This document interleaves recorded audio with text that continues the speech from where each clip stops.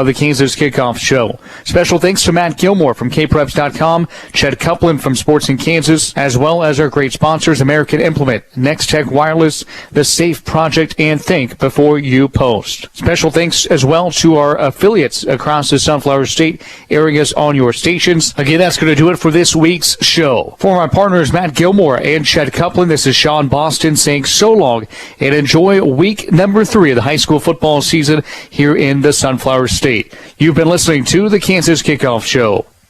You've been listening to the Kansas Kickoff Show, powered by kpreps.com and Sports in Kansas.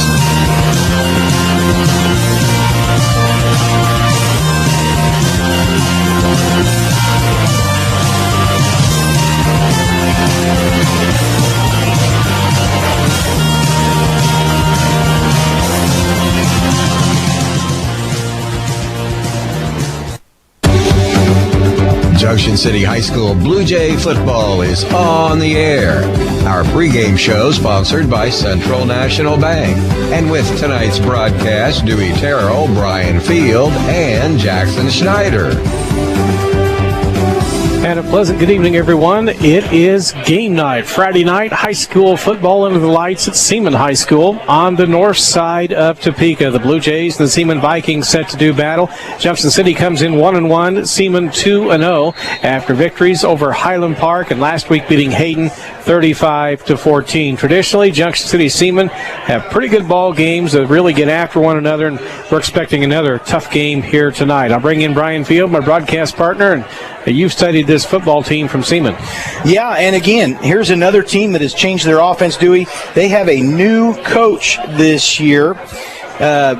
Their old coach has left. He went out to Dodge City. So Jared Swafford in his first season at Topeka Seaman, and he is also now changed from what they traditionally ran, which was a bit of a flex bone or more of a ball control offense, very similar to Manhattan. They are also now running a spread offense, so you will see a spread at Seaman. Seaman tried to switch to a spread, it was 5-6 years ago, if you remember, and then they went back to their traditional flex bone ball control type offense. But this year they are going to go ahead and run a spread. They have an awfully good quarterback, Dewey, and we'll talk about their offense more later, but Camden Barta is the guy to watch for them on offense, and Braden Cawley is their tight end. Defensively, they've got a couple of really good players. They've got a junior linebacker by the name of Bryson Botter. He's awfully good, and they have a couple of defensive linemen, defensive end Kobe Jordan, who's a senior, and Kason Hazenkamp, who is a junior defensive tackle. They have a pretty stout defense, but Dewey, again, this team very similar to Manhattan in the way they've always been before. They're methodical. They do things with a lot of intent. They're a disciplined football team. They are not going to usually beat themselves. And so, they're one of those teams that you have to make sure you don't make mistakes and you take advantage of your opportunities. And we know that that's something that Junction City did not do last week. But then again, I would say that's probably one of the most undisciplined Junction City Manhattan games I've ever seen. Both teams made a lot of mistakes in that game. This week, Junction City needs to forget about that. They need to come out here and they need to make sure. A lot of times after we play Manhattan, it always seems like we play Seaman and we get out here and get off to a slow start in that first quarter, which is what happened last week. We cannot do that this week. This team can throw the football. Topeka Seaman can. They have a good dual threat quarterback, and they can score a lot of points. Last week they outscored Hayden 28-7 to win 36-14. So that team is more than able to score a lot of points in bunches. So the Blue Jays, if they get a lead, their defense is still going to have to play hard. And this offense really, Dewey, is a lot more similar to Junction City's offense than what we see usually out of Topeka Seaman. We'd like to welcome you to the Central National Bank pregame show between Junction City and Seaman here tonight. The Blue Jays have won 6 of the last 7 meetings against the Vikings. Last time here, however, Junction City lost, and there have been some memorable ball games over the years. Setting the conditions, they did have showers north and east of Topeka tonight. Rain, you could see it coming in. It did not dip down into the capital city, and the sun is now peeking through the skies. Lights are on here at the football complex at Seaman High School. This is the Central National Bank pregame show. As we do every week, we like to focus on a Junction City High School sports team with Jackson Schneider handling the commentary. We'll be back with that interview right after this. When you went car shopping, you meant business. You aced vehicle history searches and test drives. You out-salesmaned the salesman. Now you've got your wheels. If you manage that, you can get your retirement plan on track. Visiting aceyourretirement.org can help. With 401k tips and smart saving strategies, you'll have the info you need to get more for your future. Go to aceyourretirement.org, because when it comes to speeding past financial challenges, you're an ace. Brought to you by AARP and the Ad Council. Welcome back to the Central National Bank pregame show. I'm Jackson Schneider, joined now by the head soccer coach of the Junction City Blue Jays, Alan McFarland. And Alan, you guys have had a really exciting week on the soccer side of things, capped off by a huge comeback win last night in Topeka. Can you just tell us a little bit about the win last night and the momentum that you guys have going right now? Yeah, of course. So we were at Topeka West last night, Humber Sports Park. To be honest, we did not come out ready to go. They got an early 2-0 lead on us. We got a goal right at the end of half. They got one to start the second half, so we were actually down 3-1, and just a hard-fought game from us. We just worked our butts off, and we finally tied it towards the end of regulation, and then we got the game winner in overtime by Zane Corey. So it was an intense game last night, but definitely a lot of fun coming out on the winning side of it. And that caps off a huge week for you guys, back-to-back league wins. I mean, it seems like you guys have just a ton of momentum heading in the right direction right now. Yeah, we really do right now. We are really meshing on all cylinders right now. The guys are believing in each other. We're trusting each other. Everything that we're doing from practice to school to in the games, we're doing it the right way. And we're able to see those outcomes now. And, beating a good team like Seaman and Topeka West, both teams that, Topeka West we've beaten before, but it's been a while since we've beaten a team like Seaman. So starting out the league 2-1 is just awesome for us.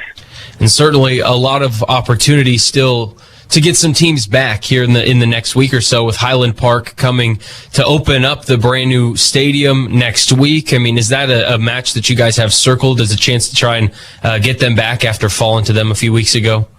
Yeah, that's definitely something we have circled on our calendar. And since we play them twice, the second game is always for league. So this game does mean a little bit more. It's the first game in the new stadium. The guys are excited for it, and definitely we need to get them back for that first loss that we had at Highland Park. But we'll be ready to go for them when it comes on Thursday.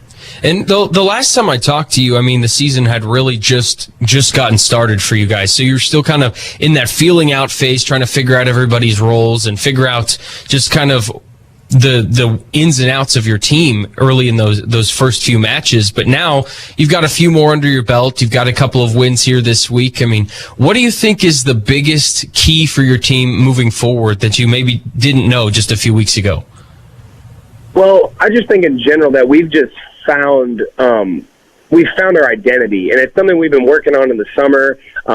Scoring through set plays, could be a corner, could be a big throw, but every time we have those opportunities, it just seems like we're putting them in the back of the net. And I think the guys realize, okay, this is how we need to set ourselves up for success. And it doesn't really, we have a good starting 11, but there's 3 or 4 guys off the bench that if something happens, like last night, had some cramps, had some injuries, people just step up into their roles. They knew what they needed to do, and we stepped it up in the second half and overtime and won. But everyone just knows their roles right now, and I think we're all meshing really well together, and it's obviously it's showing. Starting the year 3-2, this is something that a team in Junction City has not done in a very long time. And certainly, again, still plenty of more opportunity. It's going to be a really exciting season, and it's off to a great start, I would say. And I'm excited to see you guys finally get back at home and in your brand new stadium here next week. But looking forward for this team, I mean, you have a few more winnable matches right in front of you. But how do you keep your team focused on the day by day just to keep getting better every single day rather than focusing on maybe a little bit further down the road? Yeah, just what we've been trying to do is focus on the next game. I know a lot of the guys look at the calendar, they look at the schedule, they have some games circled, but we have to take it next game at a time. It helps looking at all of these previous games. Besides one with Washington, one of the best teams in the state, we've been competitive in every game. And I've told the guys, it doesn't matter who we're playing. If we come out, we play our game, we have a chance of winning any game that's on our schedule. And a lot of them are looking at the record books, looking at teams prior to us, and one of our goals is we want to be the best soccer team in Junction City history, and we've got a good start to it, but it's still a long ways to go. Certainly going to be exciting. Alan, thanks so much for taking the time to talk with us today, and we'll keep following you along here the rest of the season and talk to you soon, all right? All right, thank you, Jackson. And again, that was Alan McFarland, the head boys soccer coach here at Junction City High School. We'll take a quick break and be back with more on the Central National Bank pregame show in a moment. If you've had past banking challenges, it's Central Time. Start over with a financial partner who can help you adapt in an ever-changing world with New Opportunity Checking from Central National Bank. It's money for life for the way you live today. Find out more. Check New Opportunity Checking at centralnational.com. Account opening subject to qualification. Restrictions may apply. Central National Bank. Money for life. Member FDIC in your hometown since 1884.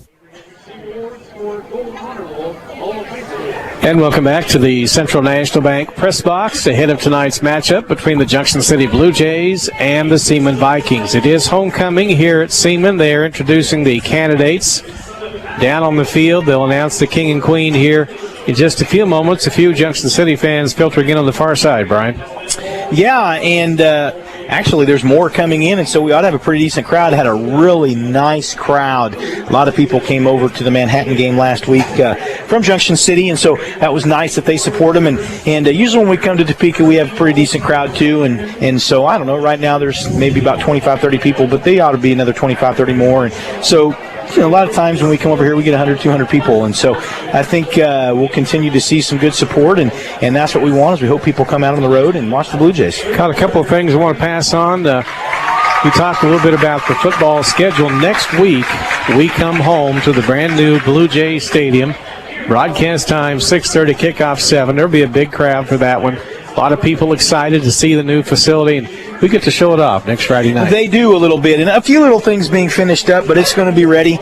And I've had a chance to talk to a couple people, and they're fairly confident that everything will be ready to go. There'll still be some things going on throughout the rest of the season, some branding that will be put up on the fences and some different things like that. But, yeah, as far as the facility, the major parts of it are done.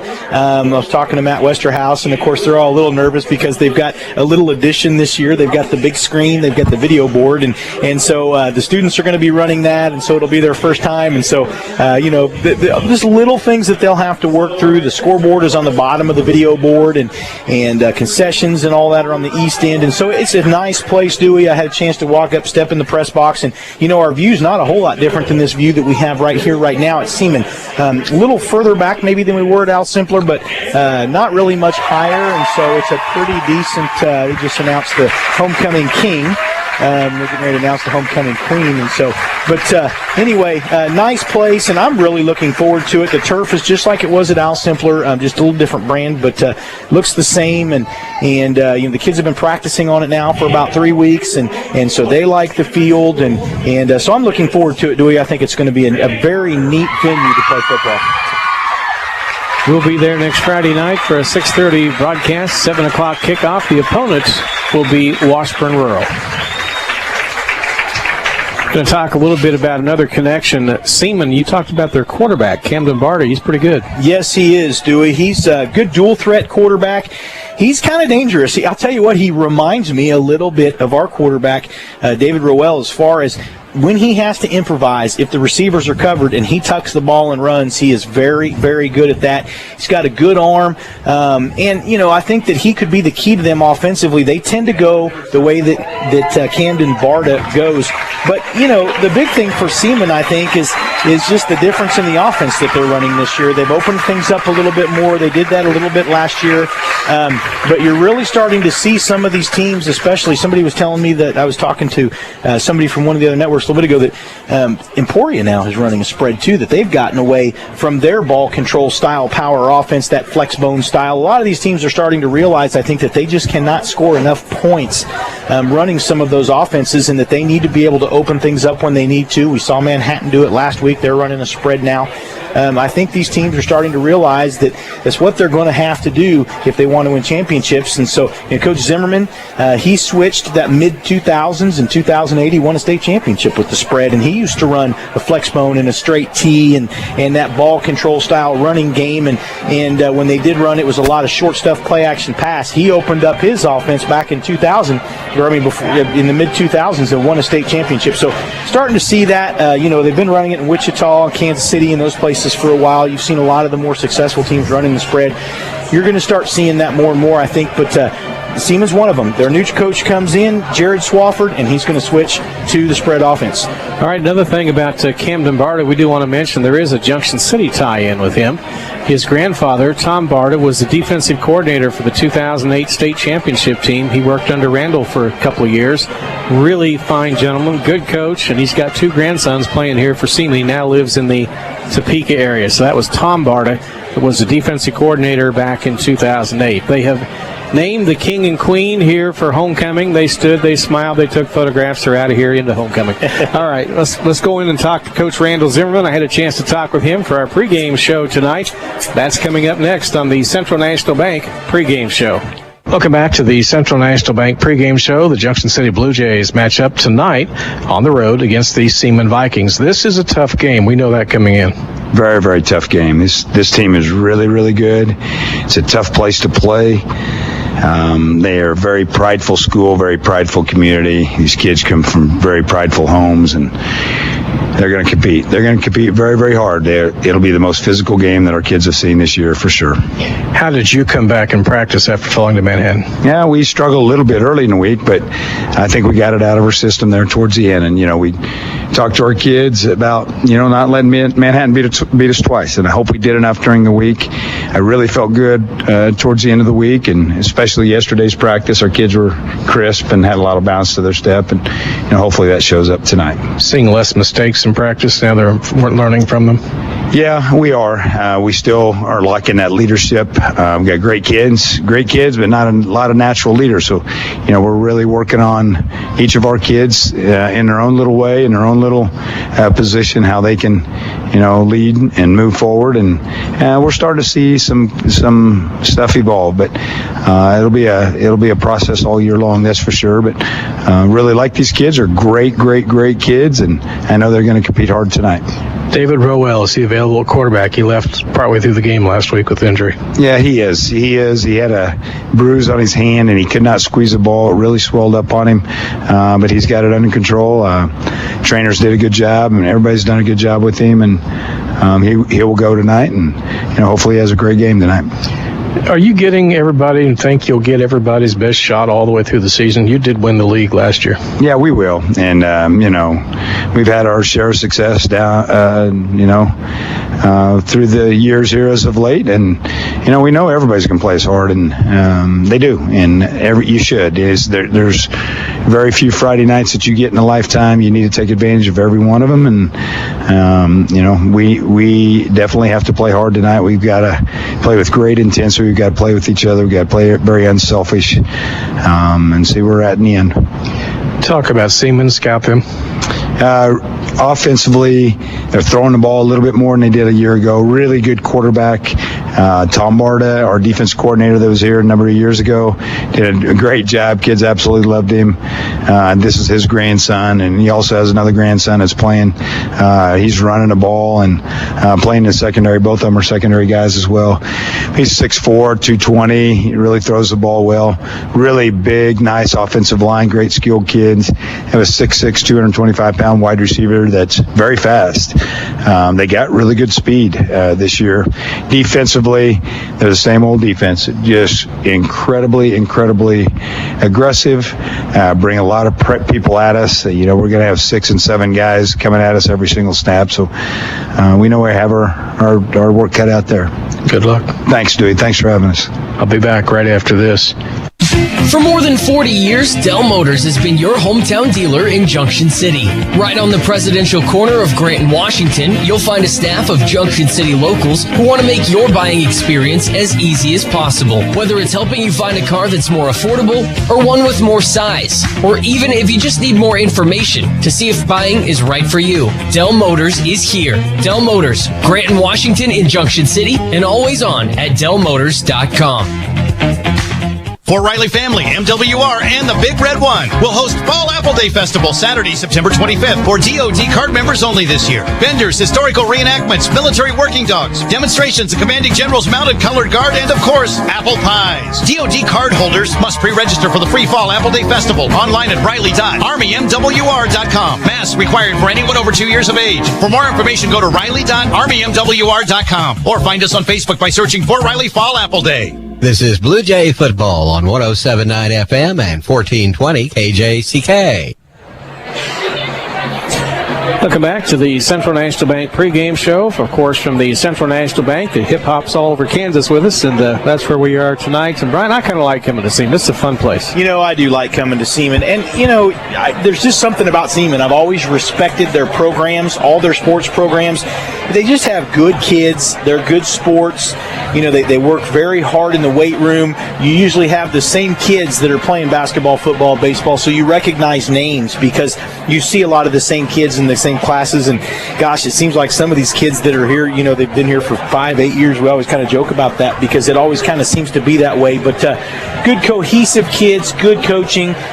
They have a good athletic director here and a good school, and I love the setting. You've got the trees here, you've got the hill with the water tower in the background, you got the baseball field over here, and it's a pretty turf with a big Viking in the middle, which, is a little bit intimidating sometimes when you look at that. And they've got the big Viking over here in the corner of the end zone.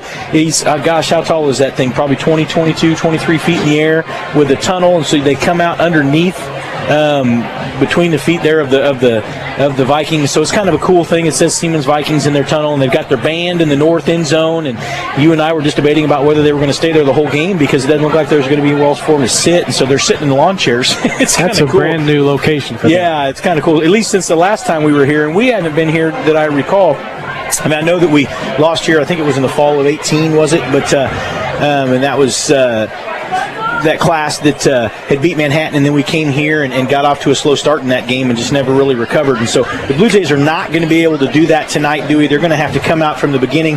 Let's hope that last week made them mad and got them motivated, because that's what good football teams do. They realize, they learn from their mistakes. Last week they made a lot of mistakes. Really, if it wasn't for that first quarter, those two turnovers that they made, the two fumbles inside the 25-yard line they gave Manhattan. One time it was inside the 12, I think, and the other time it was inside the 25 to give Manhattan the short field. They scored both times. That would have been a whole different ball game for the Blue Jays. But a couple times they got within 7 and within 9, and at the end Manhattan scored to make the score look a little different than what it really was. The ball game was a little closer than that, but a lot of mistakes. The Blue Jays are going to have to come out this week, be more focused, especially in the first quarter, and come out and just be motivated to do some things on the field, because if they don't, this Seaman team is a good football team. They've got a good quarterback. They've got a really nice, tall couple of receivers. One of them is a 6', 195 tight end by the name of Braden Cawley, and we'll get the other receiver here in a minute, but they also have a really good left tackle. He's 6'4", 225. Now, here's the thing about this ballgame, though, Dewey.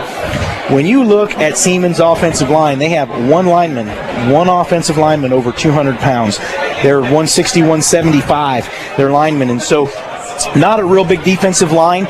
They're an offensive line. They're an athletic offensive line. But I think that's one of the things that could play into the Blue Jays' hands, is they can come out with that defensive front that they have, that very experienced defensive front, put some pressure on Camden Barta, because I'll tell you, that's what Seaman is going to try to do to Junction City. That's a team that they put a lot of pressure. They blitz a lot. They come with a very aggressive, very potent defensive front and linebackers. And what they try to do is put pressure on the opponent's quarterback, force him to make mistakes. So the offensive line is going to have to do a really nice job tonight.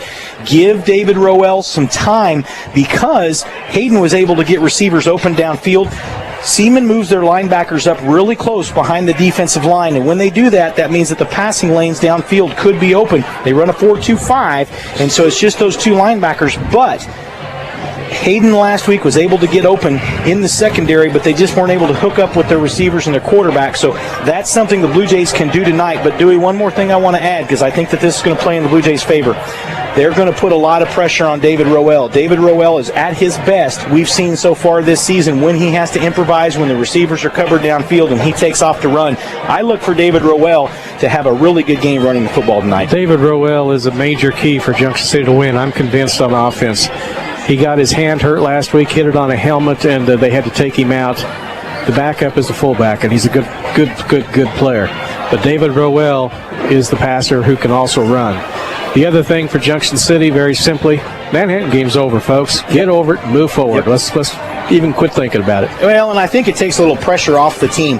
That's what I hate about it being week 2. We went on and on about that last week, but get it out of the way early, finish your season. There's a lot of football left to play. Manhattan game is done. Now it's time for Junction City Seaman.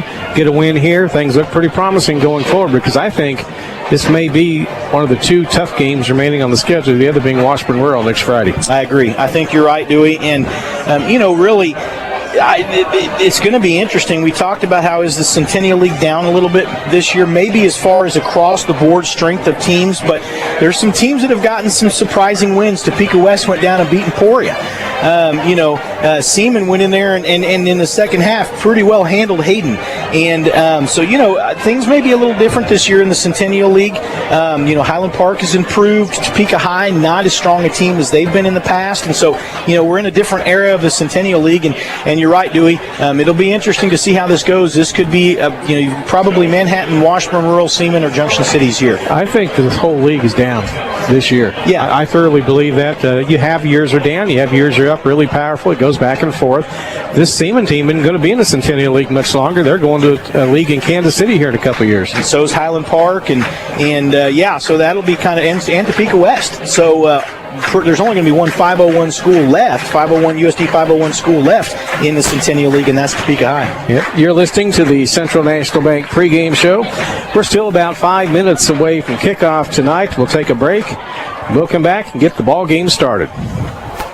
Find new roads at Jim Clark Chevrolet Cadillac. Easy to find. I-70 Junction City under that huge American flag. Willie Thornburg looks a little thin for cars, trucks, and vans out there. Well, Bob, the inventory is a little light on the new car side, but I got to tell you, we've had a steady flow of new trucks, SUVs, and crossovers arriving constantly.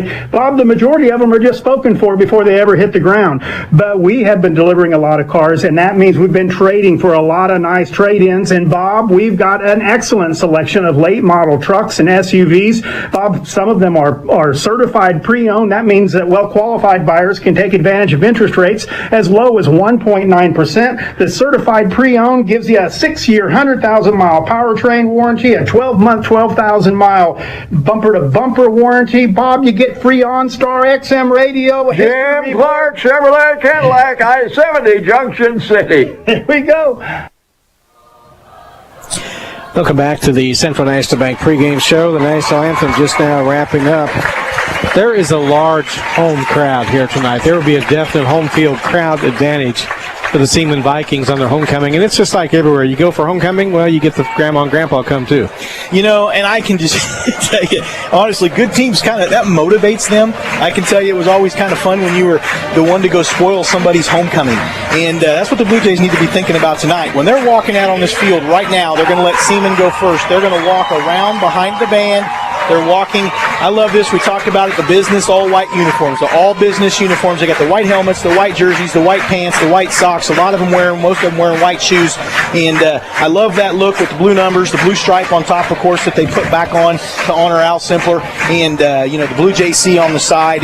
But that's what you have to do. You have to hear that crowd roar, and you hear them roar at the beginning, and you tell yourself, we're going to score as many touchdowns as we can tonight to quiet them and make them as quiet as they can by the fourth quarter and ruin their homecoming. And that's the way you've got to look at it if you're the opposing team coming in here with this home field advantage. Seaman ran onto the field wearing the dark wine red uniforms, white trim, the Blue Jays in the white with the blue trim tonight. Standard road uniform. The coaches are working their way around the track on the far side, coming down. Junction City will be on the east side of the stadium. Seaman, of course, on the west. The band this year is on the north. They've got chairs, Brian. Yeah, they do. And they're not up in the bleachers this year. Yeah, a little interesting. I'm surprised they honestly let them that close to the field. But then again, what kind of advantage is that going to be? What are they going to do? I'm sure they're going to stay seated when the Blue Jays or whoever in that end zone, when the opposing team's in that end zone. Blue Jays now running out onto the field to the 50-yard line. And, Dewey, they look like they have a little different appearance than they did last week. They look a little more serious. They're not jumping around, they're not slapping each other on the helmets and all that. They just have a very all business look about them tonight, and I hope that's the case because they need to come out and be very focused here in this first quarter. The thing I noticed, not a lot of emotion, not a lot of jumping up and down, not a lot of intensity. They're just kind of calm, ready to go to work, and we'll see how that plays out. We'll have the coin toss at center field here in just a bit. We might note last night in the Centennial League, Topeka High fell to or defeated Emporia by a score of 28-20. First win of the season for Topeka High.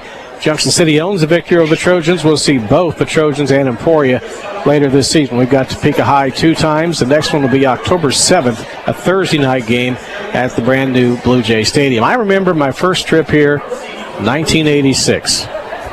Big Blue Jay lead, third quarter. They start the second half. Kicks off. Junction City did. Lights go out. It was pitch dark that night. It was a rainy night. Well, I don't know if they ever found the football, but we had to go cross town to the Logan Middle School, the old Seaman High School stadium, to finish the game. Then come back here for the team to dress and change. And Mitch Whaley, star fullback, got hurt his ankle, and we're not sure if he's going to play the next week. Well, not only did he play, he played well, as Junction City came back, beat Manhattan 35-0, stopped a losing streak against the Indians. Kind of got that district year started right here at Seaman. It was a nice win over Seaman as well. I think you were a sophomore, didn't you? I was. That was my sophomore year, and, of course, the year that we went on to play in the state championship game. And it was a cool year. It was a lot of fun. And you mentioned rain. It rained. It seemed like it rained. It did. It rained, I think, every game but one that season. And it was either a misty day or misty night or a rainy night, an actual rainy night. But the field was muddy, and I can remember it being pretty cool and misty every one of those games. Ball was in the air, lights go out. I have no idea where it landed. Nobody else does either. It may still be landing in the bushes here somewhere. I don't know.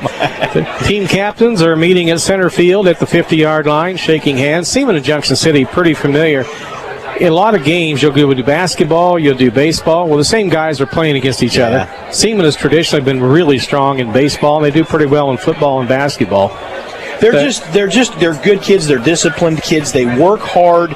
They're focused. They kind of have that blue-collar mentality that we talk about. I'm a big fan of that blue-collar mentality, teams that want to come out and work hard. They may not have the most talented kids in the Centennial League, but I guarantee you're going to have to come in here and pack a lunch to work harder than they do, because they are going to work as hard as any team on any field. Blue Jays won the toss. They deferred to the second half. Seaman will receive the opening kickoff.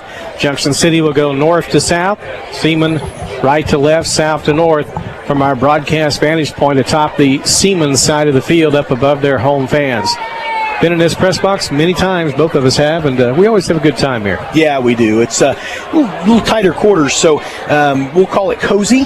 And we've got the coaches right next to us, and we've got glass where we can see them, and it's always kind of fun to listen to the coaches. And then we've got some different other members of the media on down the press box, but you can kind of see each other because you've got your own little area, but you also have windows, and so it's kind of cool to just see, and it's a little different because you've got your own area, but yet you can still see beside you. Jackson Snyder working the live stream. He's up on the roof of the press box tonight. We welcome you to that on JC Post and, of course, on the radio at 107.9 FM, 1420 KJCK. Junior Aiden Field will handle the kickoff from the 40-yard line. The official has not yet given him the football. Tees down.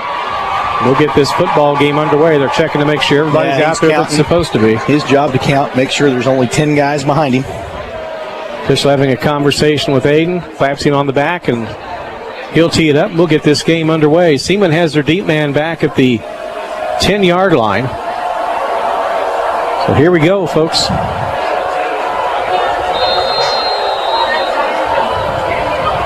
Everybody ready? Aiden kicks it off. Straight, kind of angling to the left just a little bit down to the 16-yard line.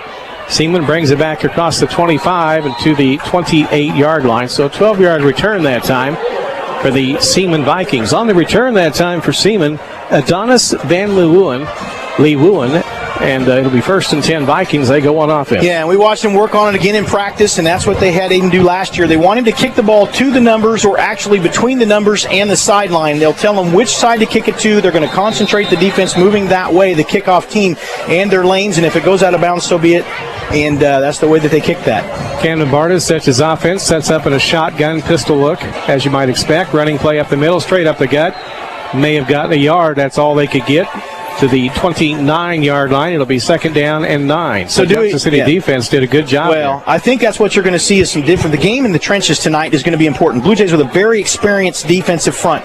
We talked about that. Those 3 guys. We'll talk about them here in a second. But Seaman does not have a very big offensive line, and they're athletic, but they've only got one guy over 200 pounds, and so we'll see. Junction City sets the defense. Second down coming up for the Vikings. Blue Jays have 3 down linemen up front. 4 linebackers in. Barter rolls right. Throws a pass on the right, flat on the far side. Caught up across the 30 to the 35-yard line. A gain of about 6 on the pass, but it will bring up a third down. That pass that time caught by Kaysen Stahlbomber. Yeah, so Hayden is going to run like we talked about. They have switched to a spread offense, a typical spread. They're going to run mostly ace, tray, trips, some trips bunch, some doubles, and some empty sets. But they'll run a tight end or a wingback / H-back, and we'll talk about some of their plays. But they love the quarterback run game, Dewey. Twins left, 1 receiver wide right on the far side, 1 in the slot on the near side.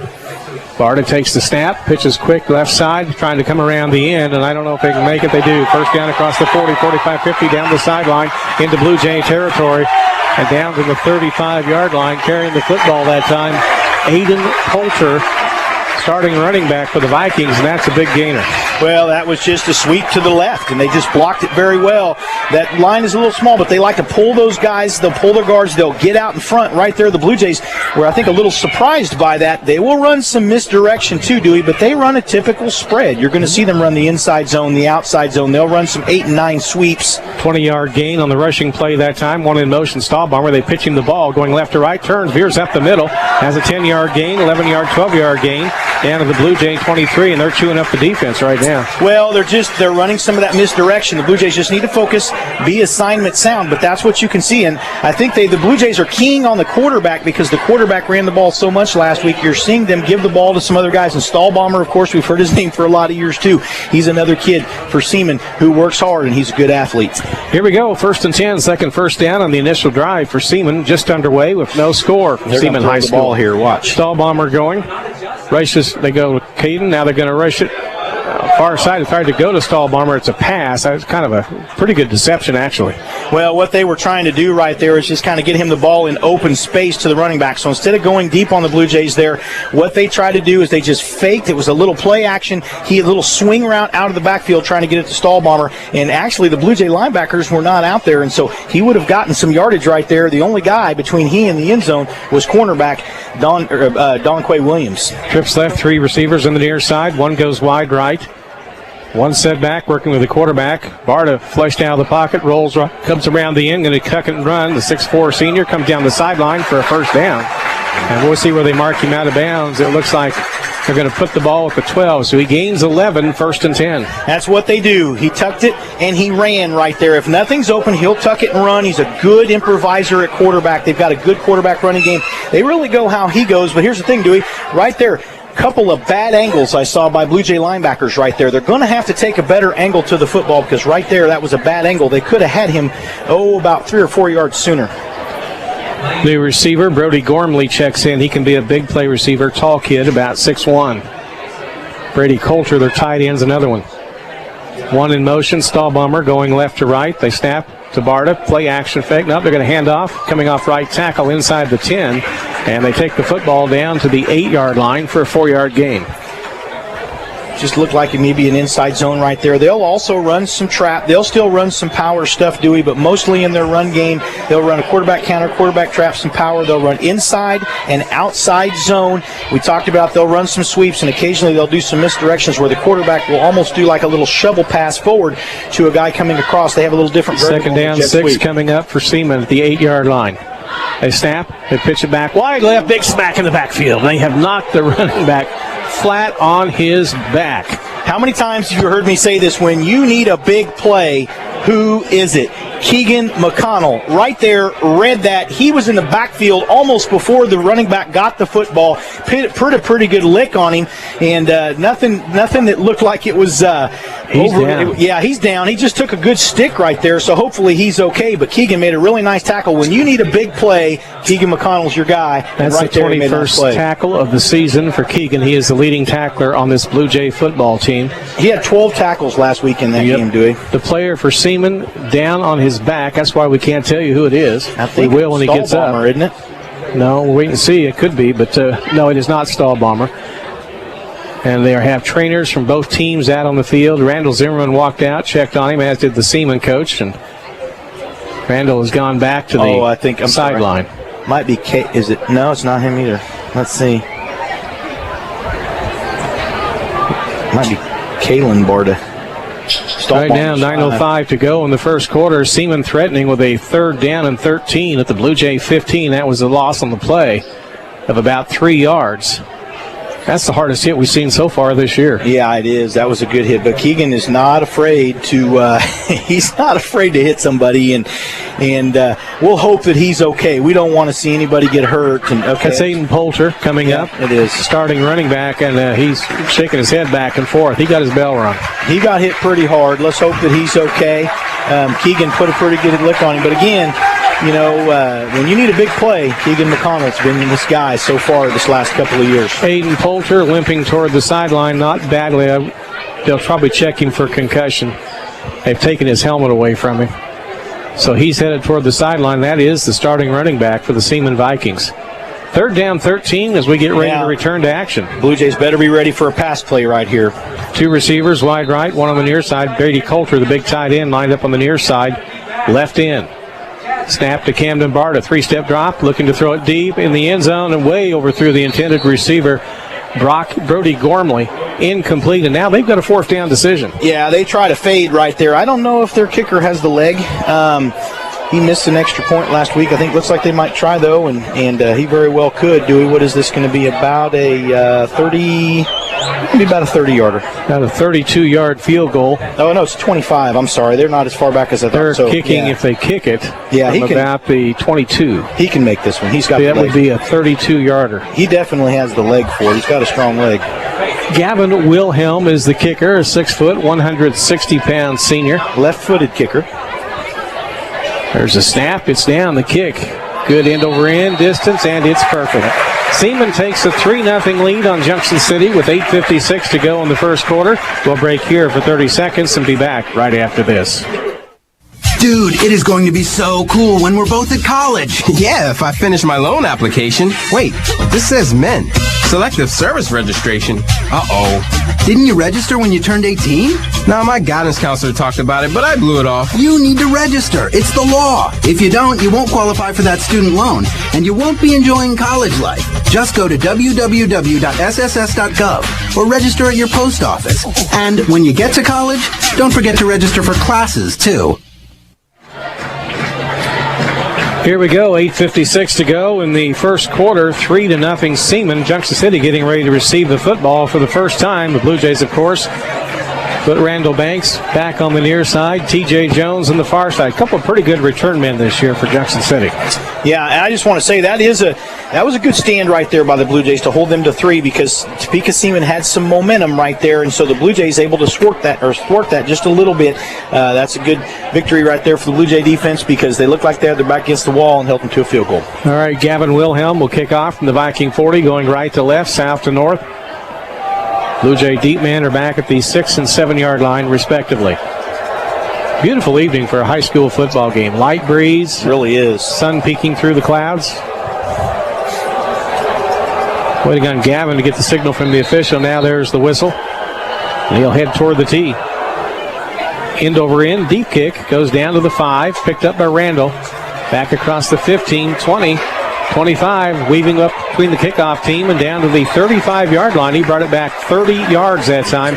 He gets and will get more of the kickoffs than TJ because TJ's really fast. Yeah, he does a nice job, and the Blue Jays did a nice job getting the wall set up right there. I want to talk about Seaman's defense. They run a 4-2-5, Dewey, and a little bit of a 3-4. They load the box. They like to put 8 guys in the box sometimes, but they will run that 4-2-5 very aggressively. They blitz their linebackers a lot, and they will put a lot of pressure on the quarterback.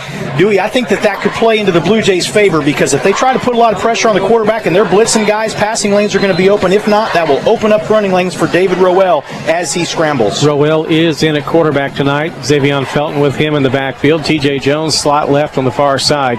2 receivers. There's the hand. They're going to try and sweep left around the end.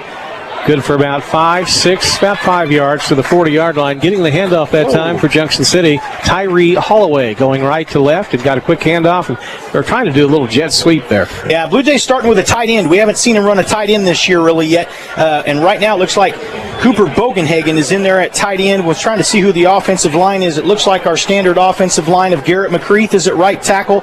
Looks like 78. Yep, we've got Petron Bartolome at the right guard.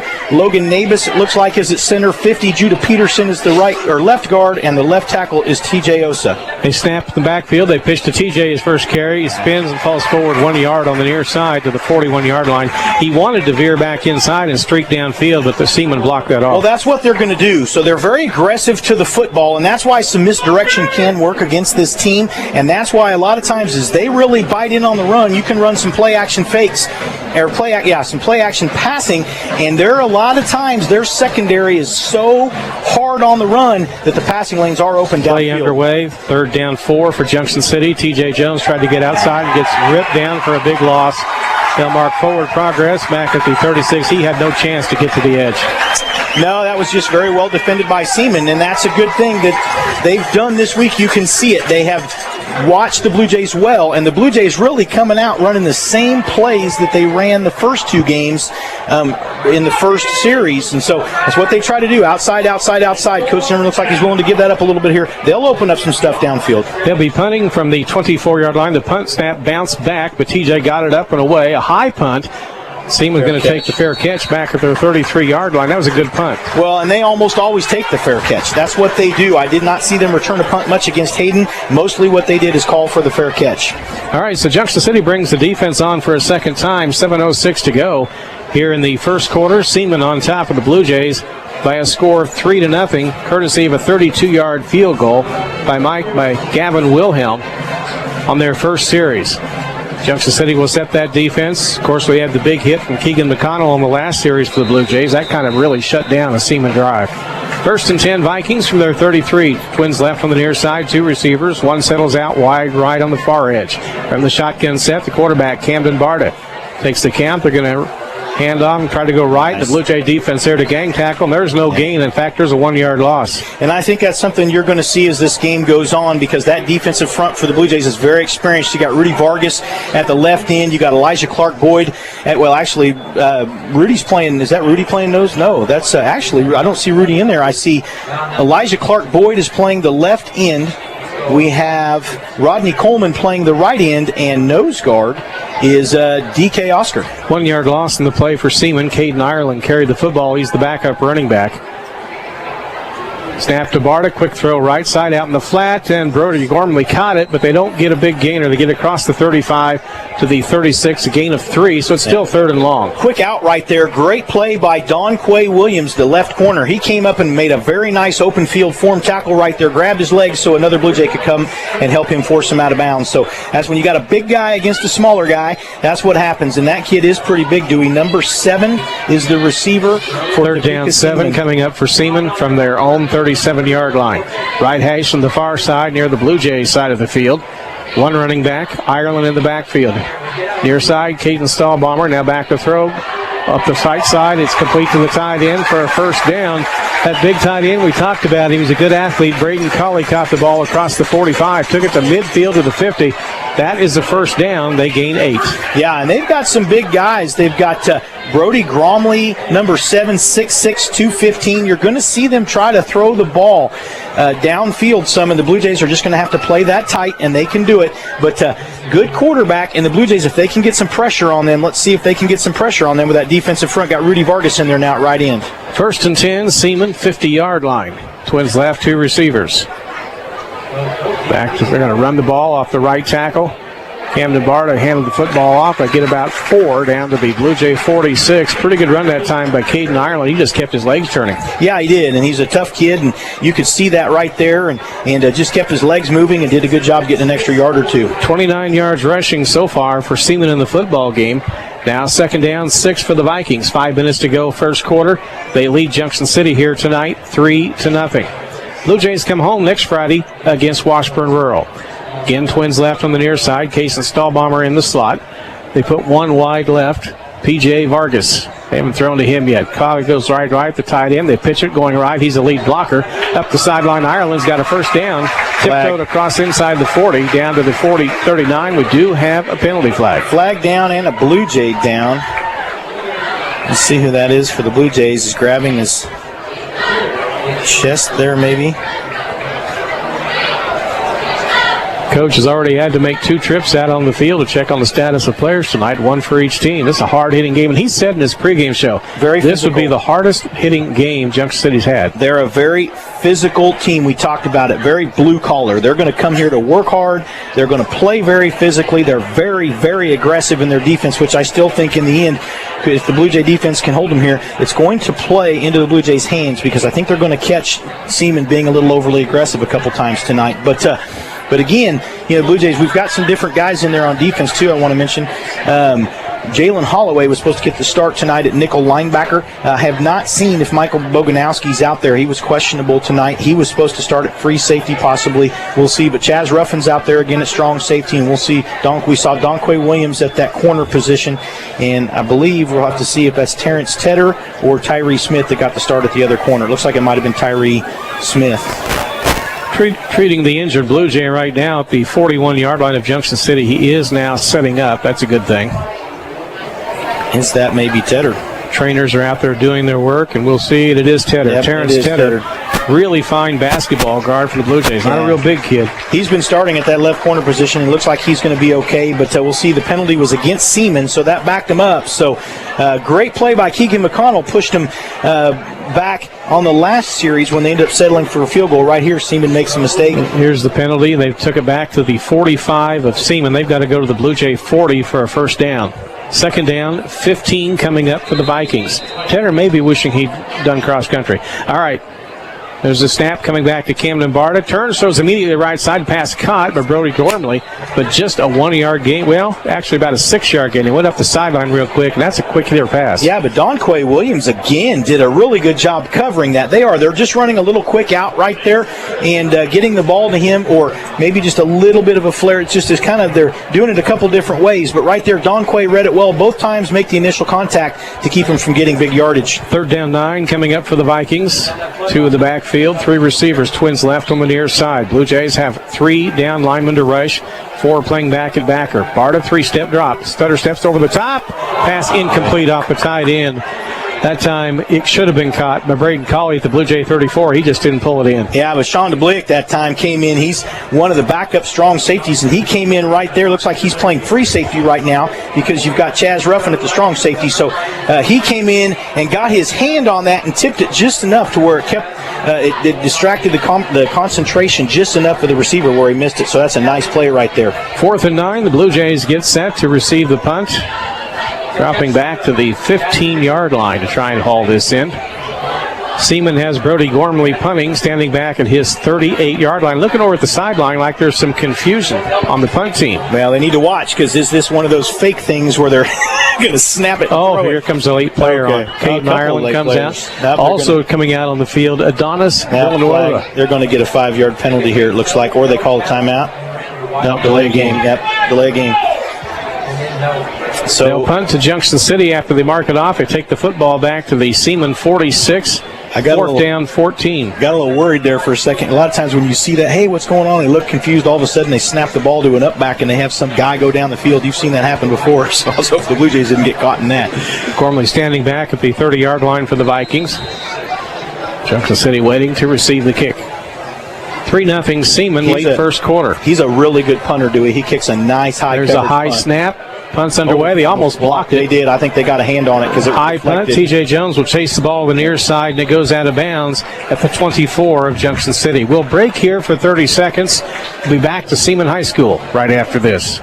If you've had past banking challenges, it's Central Time. Start over with a financial partner who can help you adapt in an ever-changing world with New Opportunity Checking from Central National Bank. It's money for life for the way you live today. Find out more. Check New Opportunity Checking at centralnational.com. Account opening subject to qualification. Restrictions may apply. Central National Bank, money for life. Member FDIC in your hometown since 1884.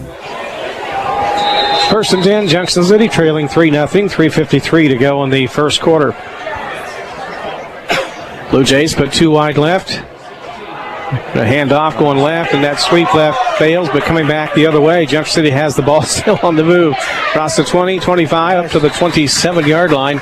Carrying the football that time, Tyree Holloway. They've tried that play twice, Brian. It really hasn't worked. No, but that time he did a nice job. Let me tell you something. You know what he's doing. He's setting up something. He's going to set up a misdirection or something up the middle, try and catch him, because they are over-pursuing.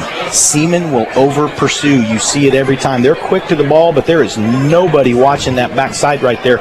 And the Blue Jays, they'll get something going here in just a second. Second down 7 coming up for Junction City.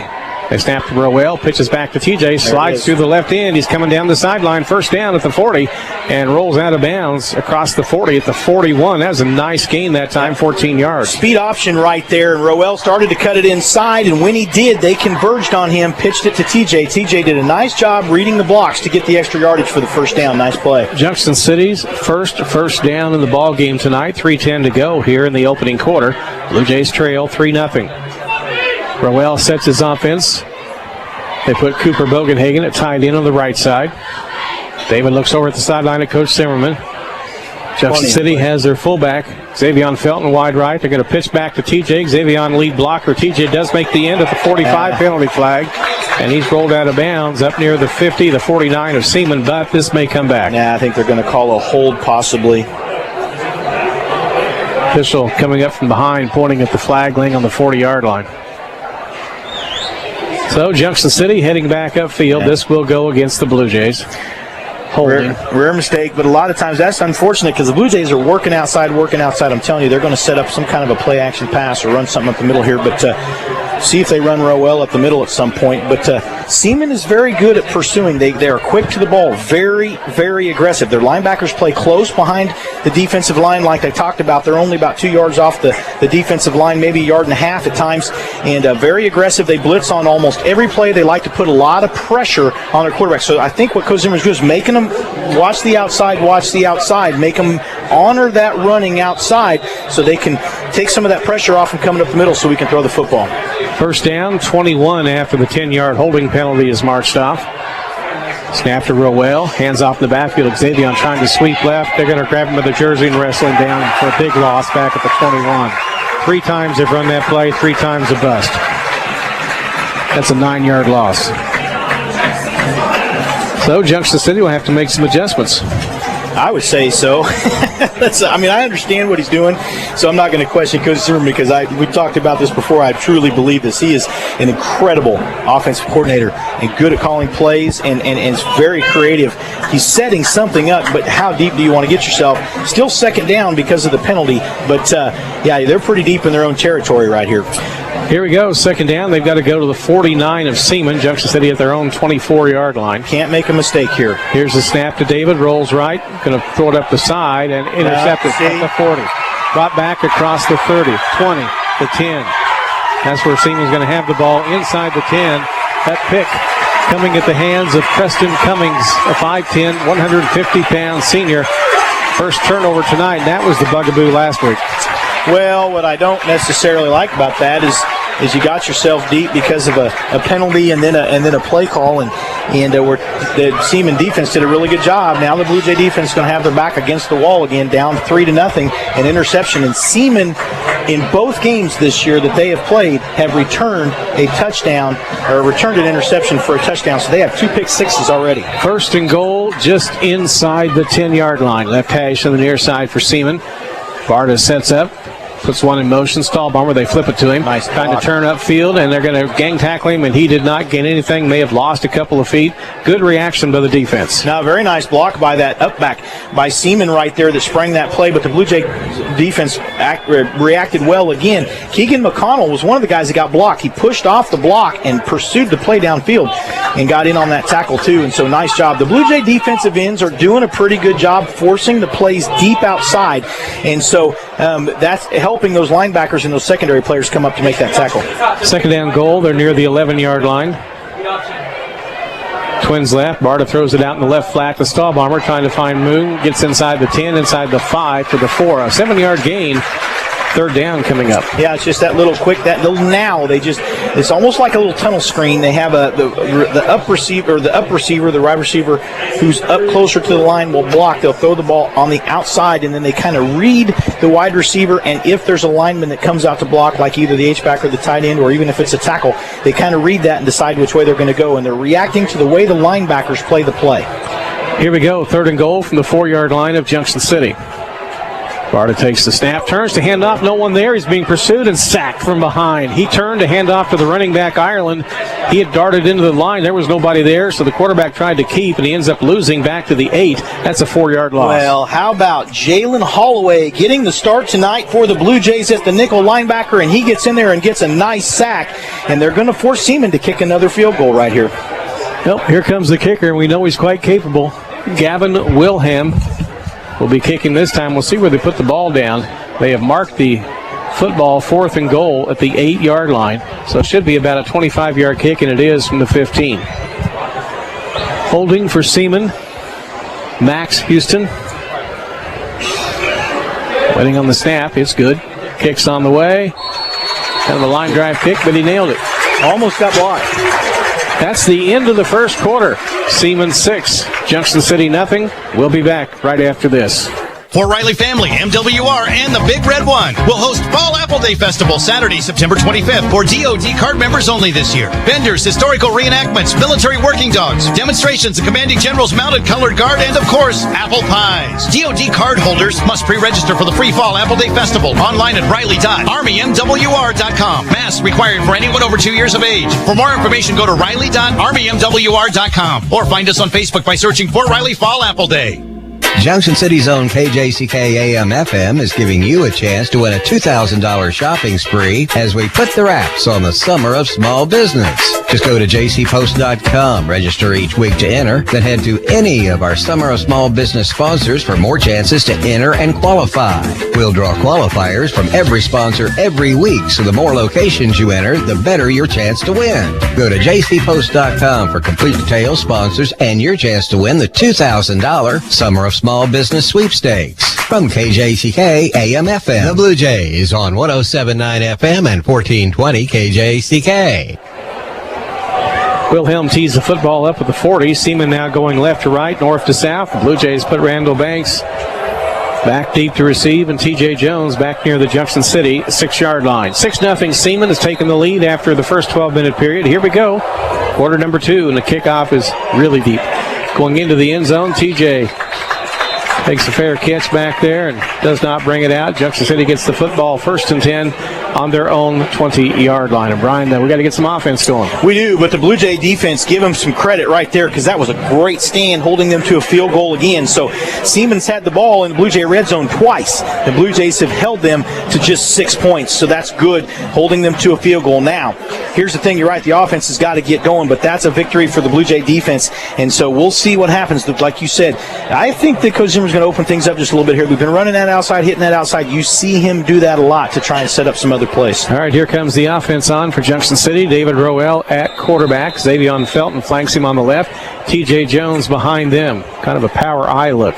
To snap it, they give to T.J. rushing right up the middle, found the seam into the secondary. First down, and they wrestle him down out across the 35 at the 37. 17-yard gain for T.J. Jones. You just knew that's what he was going to do, and he was patient enough. Coach Zimmerman was. He knows that sooner or later, he believes in that wholeheartedly. Be patient and let your offense happen. The big play will come. The Blue Jays don't get a lot of long, sustained drives. They are like the big play, or they like the big play, and that, if you're just patient, it'll happen. 17 yards on first down for Junction City.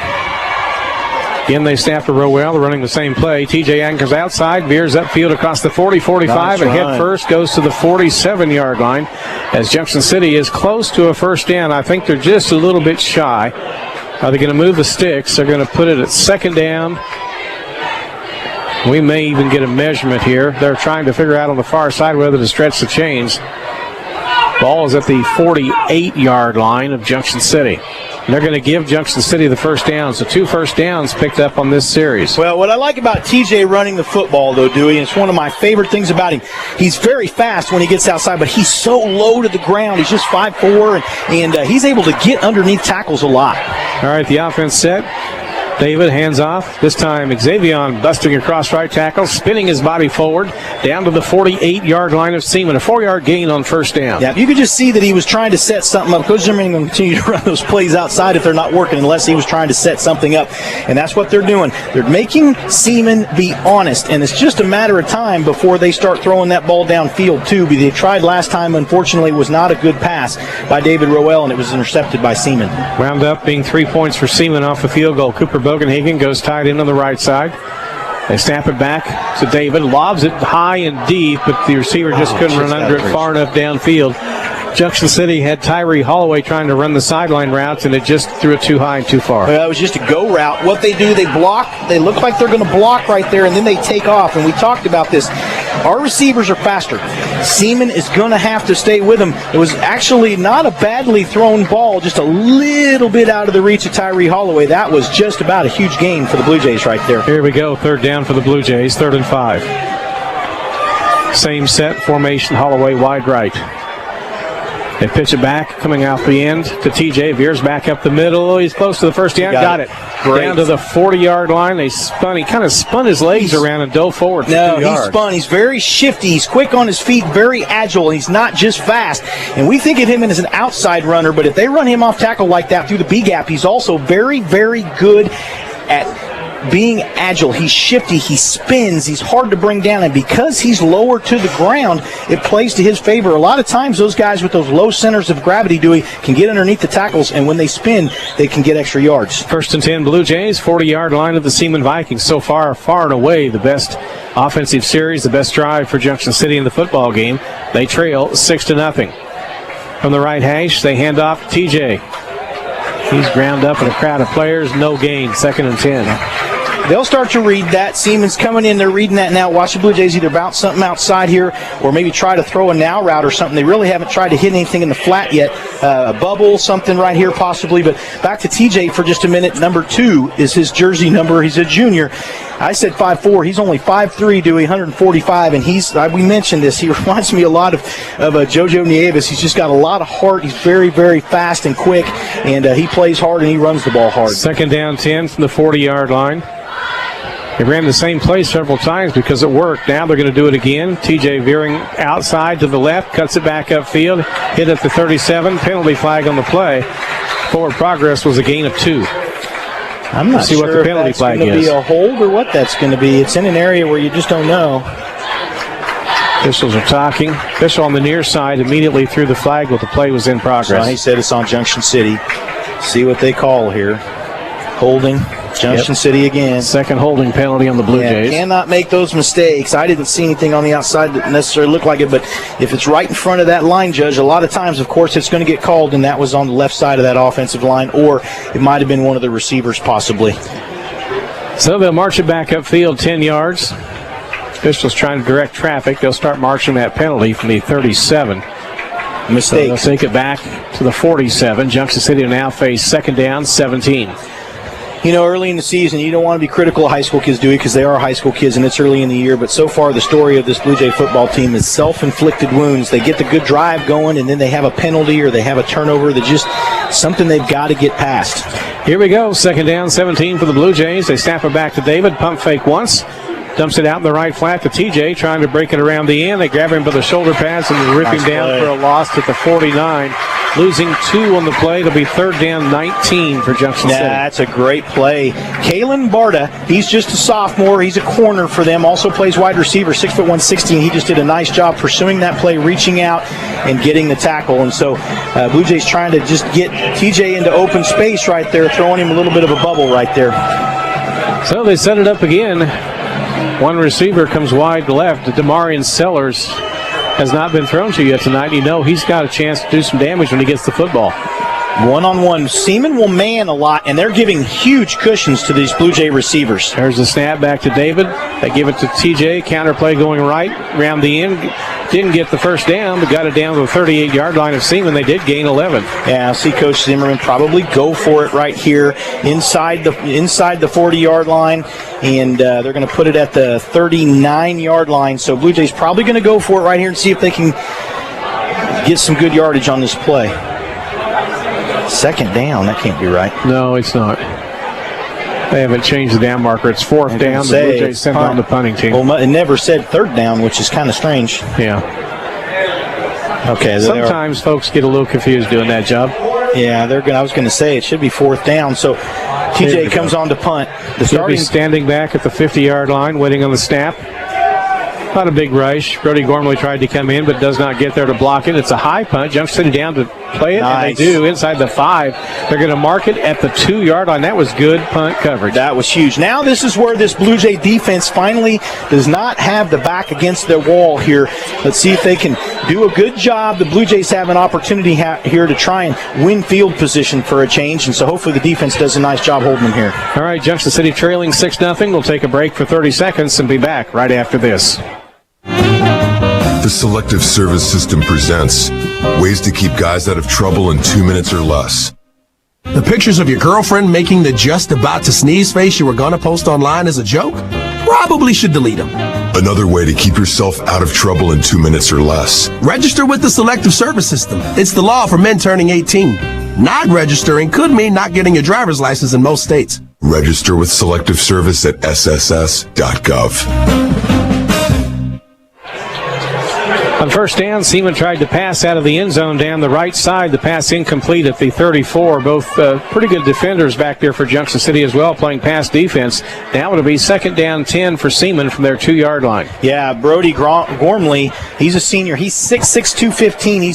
He's a good target for them also, and you'll see them throw the ball mostly to him and their tight end, Braden Cawley. All right, second down 10 for the Vikings. Ball resting middle of the field. Seaman backed up at their goal line. They do lead Junction City 6-0. Quarterback's coming down the line, dumps a pass in the right flat. The Blue Jay defense there to stop it at the 5-yard line. Kaysen Stahlbaumer caught it coming out of the back, but they like him on those little short passes out in the edge. Yeah, they do, but that's a risky play right there because if something happens, if it's behind the line of scrimmage and that ball fumbles, if it's a fumble, if it's an incomplete pass deep behind the line of scrimmage like that, and there was a possibility of that right there, but the Blue Jay defense read it well. That's a pretty risky play to run with your back right there in your shadow of your own end zone. Third down 7, almost 8 for the Vikings. The ball is at their 5-yard line. They've got 3 receivers wide left. Barta drops back into the end zone, pumps once, rolls out, tucks it on the run, trying to scramble. The Blue Jays tackle him with the 7. That's good pursuit. It's great pursuit. And right there you saw Diego Eisen in there on that play. You had I'm trying to see who. Number 46. That's Quavion Gilmore. He was in there on that play. And so several Blue Jays right there reading that, and that's something that he does well, the Seaman quarterback. He can improvise. If he scrambles, he can go. But the Blue Jays were waiting right there for him. Those linebackers and the whole front 7 was ready for that play. TJ Jones will drop back to midfield, about the 45-yard line of Seaman, to receive this punt. Vikings kicking from the back of their end zone. Waiting on the snap. Officials still out there watching. There it is. Blue Jays put a good heavy rush on. Almost blocked it. Not quite. TJ going to the right, trying to field it. Got it at the 40 and took a fair catch. Now they're going to put it at the 45-yard line after the fair catch. They're starting in Seaman territory. That's good for the offense. Yeah, but it looked like it bounced off the turf, so I think he thought he was going to get to it. That ball was kicked to the left, and I think you can see a very high, nice coverage punt. That's what this punter can do, and it gives their punt team an opportunity to get downfield on coverage. But TJ got lucky right there, I think, because he called for the fair catch. I think he thought he was going to get to it, had kind of a weird little spin to it, and pushed much further to his right than he thought, and it bounced and he got it. And so that would have been pretty tough if they'd muffed that right there.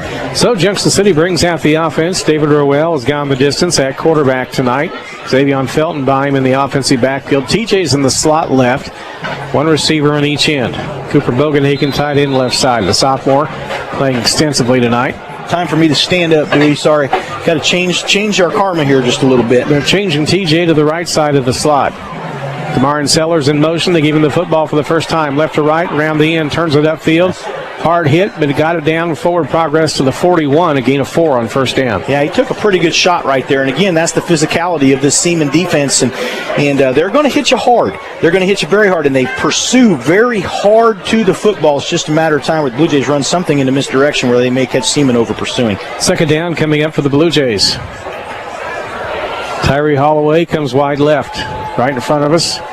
They turn, they rush TJ. Angles outside, dancing, now comes Nice off the block. end. 40, 39, a rip down after a 3-yard gain. It'll be 3rd down 4 coming up for Junction City. Tyree Holloway did a nice job holding his block right there, and TJ was able to read that and get a couple extra yards on that play. But Seaman is so quick, their trail to the ball carrier, they're so fast that the way that they trail the play, and so we'll see what happens. Another 3rd down for the Blue Jays here, and they are in Seaman territory. 3rd down 4 for Junction City. From the shotgun set, David hands off. Xavier Felton busting up the middle, but he got one of the 4 they needed to the 38. Now you got 4th and 3, and I'm betting Coach goes for it. Yeah, he just gained a yard, and we'll have to see, or will he punt again? He's got field position. The defense is playing a little better right here. What are you going to do? Coach Zimmerman looks like he might gamble right here. Of course, Roel can also punt. He is one of the punters. The starting punter is Michael Boganowski, and he is not punting tonight. The offense is set. Well, they got Seaman jumping. There it is. 5 yards, 1st down. Huge. Officials big are talking. Play. And it's offsides on the defense. Did. They stuttered the counts, what they did. The ball goes from the 38 to the 33. 1st and 10, Blue Jays. And sometimes when you've got a team that is really, really aggressive, you can get them to do that. So I like that right there. And uncharacteristic, undisciplined play by Seaman right there. 1st and 10, Blue Jays. Their 4th first down in the ball game tonight, trailing 6-0. They snap it quickly. The rushing Xavier tried to go outside. They're going to gang tackle him and stop him from going anywhere. He loses a yard. But you see how well they trail the play right there. Number 7, Brody Gormley, did a really nice job trailing the play and making the tackle from behind. But something we have not seen tonight yet, and we'll just see if it happens. We have not been running David Roel with the football much. We've run a little bit of speed option, but he's been pitching it, and so we have not seen him get involved in the running game yet. And he is the team's leading rusher, Dewey.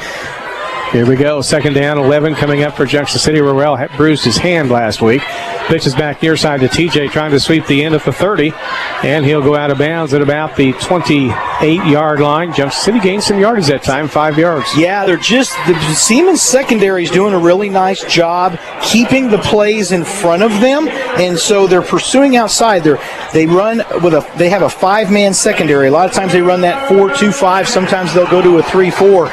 But their secondary doing a nice job keeping the plays in front of them so far tonight. 3rd down 5 coming up for the Blue Jays. Twins right on the far side, 2 receivers. Now to move Bogenhagen in that direction. And there's going to be a penalty flag. People jumping on the line of scrimmage. Be on the Blue Jays. Yep, dang it. Illegal procedure on Junction City. Another problem right there. Not sure what exactly happened. 25 yards and penalties for the Blue Jays. 3 penalties here in the first half. That'll take the ball back up to pretty close to the original line of scrimmage. It'll be 3rd down 10. So you got to have a big yardage play. But Marion Sellers looks over at Coach on the far side. They're sending in some kind of signal. But the Blue Jays,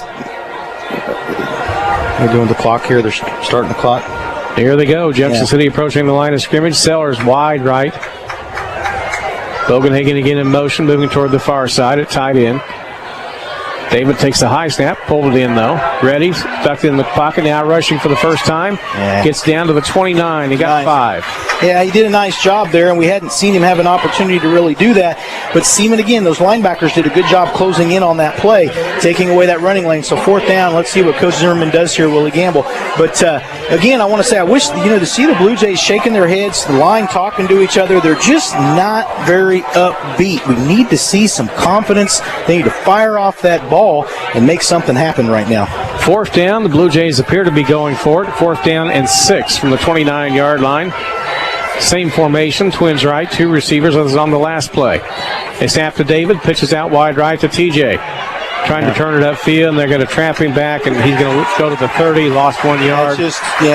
It's not going to work. The Blue Jays are going to have to throw the ball downfield because they have got Seaman. Right now, Seaman is very aggressive against the run. That's what they do. They are incredibly aggressive against the run.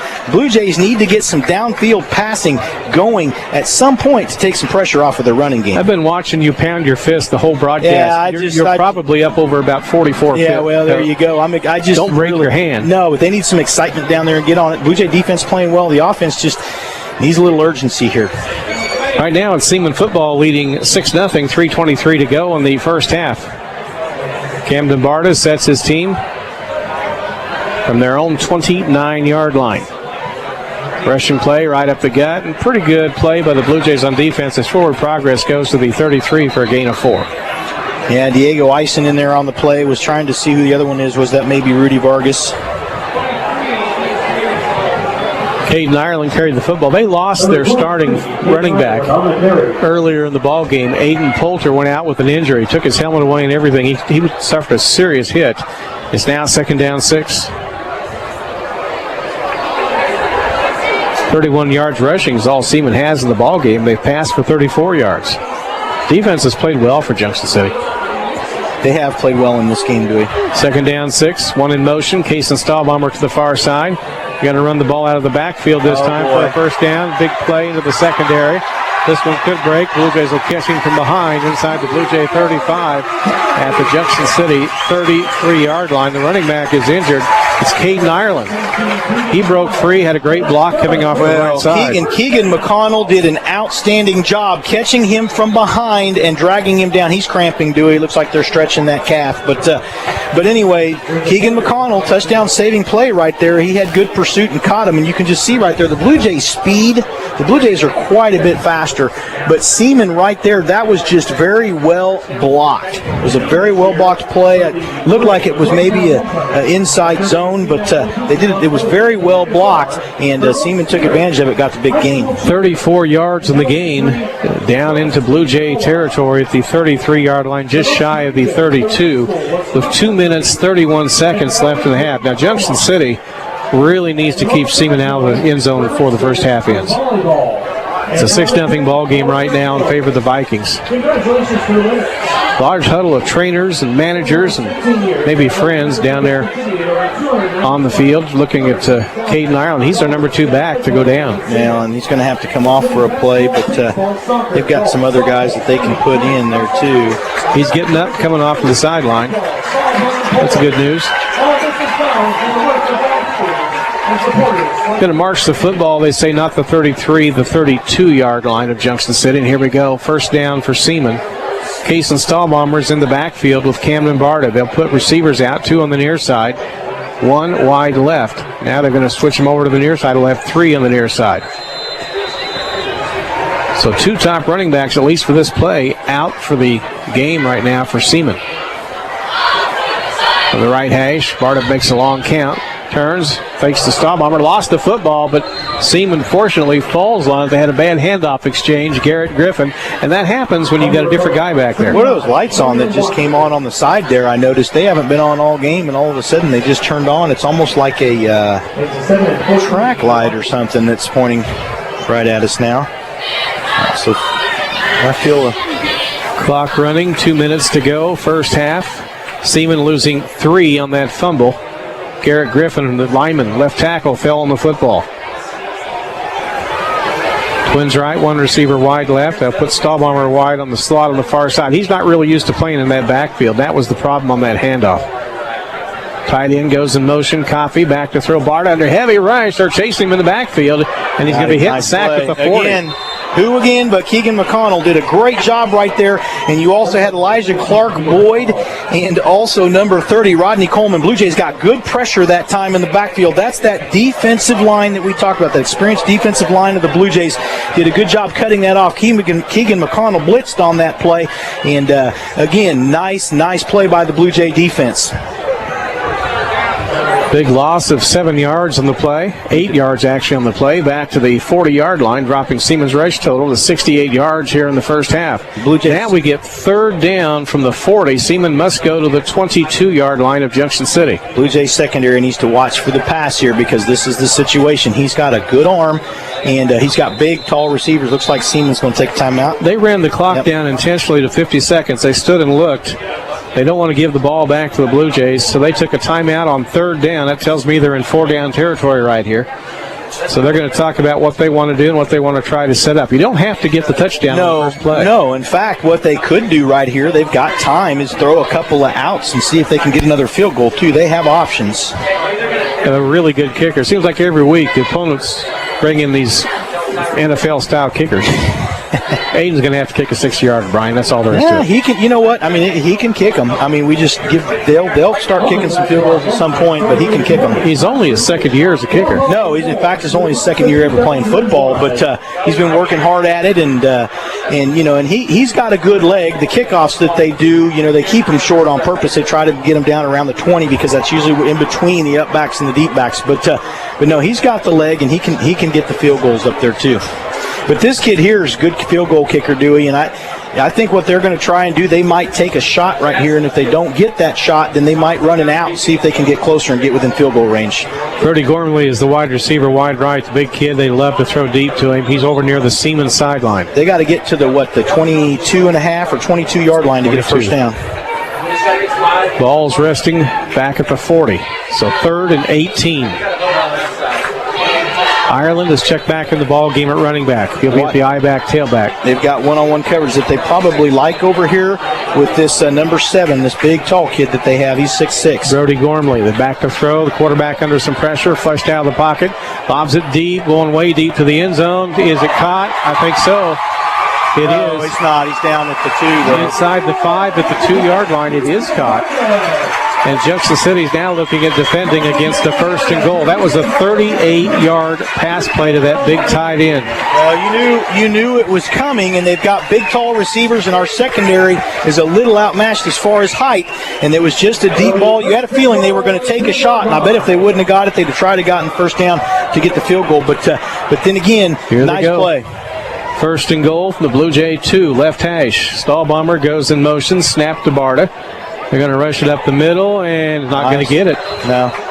To the 1. Several times last year, the Blue Jays had inside the 5 some good goal line stands. They're capable of it, but you've timeout Seaman. Well, Caden Ireland carried the football on first down, so it'll be 2nd and goal from between the 1 and the 2-yard line. 22 seconds remaining here in the first half. That goes to show you that their quarterback, Barta, all he's really got to do, he just takes a step back. Those receivers are tall. They've got some receivers that are 6 foot in their tight end, Barta. They've got, we talked about Brody Gormley. He's 6'6", 215. They've got Camden Barta, their quarterback. He's 6'3", 200. But they've got some tall kids, and they're going to take advantage of just throw that ball up and make a jump ball, and that's what happened at the goal line right there. And the Blue Jays were able to stop him at the 2. It looks like Seaman got about a yard or 3/4 of a yard maybe on that last play. But Blue Jay defense really 22 seconds left, 2nd down, ball just inside the 1-yard line. Blue Jays are going to have to stand tall here. 6-0 Vikings lead. Took their 2nd time out of the first half. If they get that ball in the end zone before halftime, it's going to be real hard on Junction City. Blue Jays had not given up a touchdown the entire ball game until that deep pass. Took it to the 2. They raced to the 1. Ball's just inside the 1. Here comes Seaman. Left hash on the far side. They'll put a receiver wide left. P.J. Vargas on the sideline.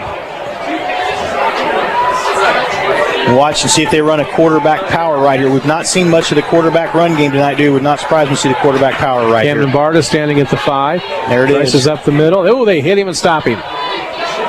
Seaman players signaling touchdown. The officials are not. That's big. They stopped him just probably 6 inches from the goal line. Well read, but that's what they like, that quarterback power. And that should be their last timeout. 3rd timeout taken by Seaman, coming to 16 seconds left. About all you can do here is blitz all out and try to block it at the line of scrimmage. They may throw over the top, but... Well, this is where you've got to be careful, though. Are they going to try and run something outside? Will they try?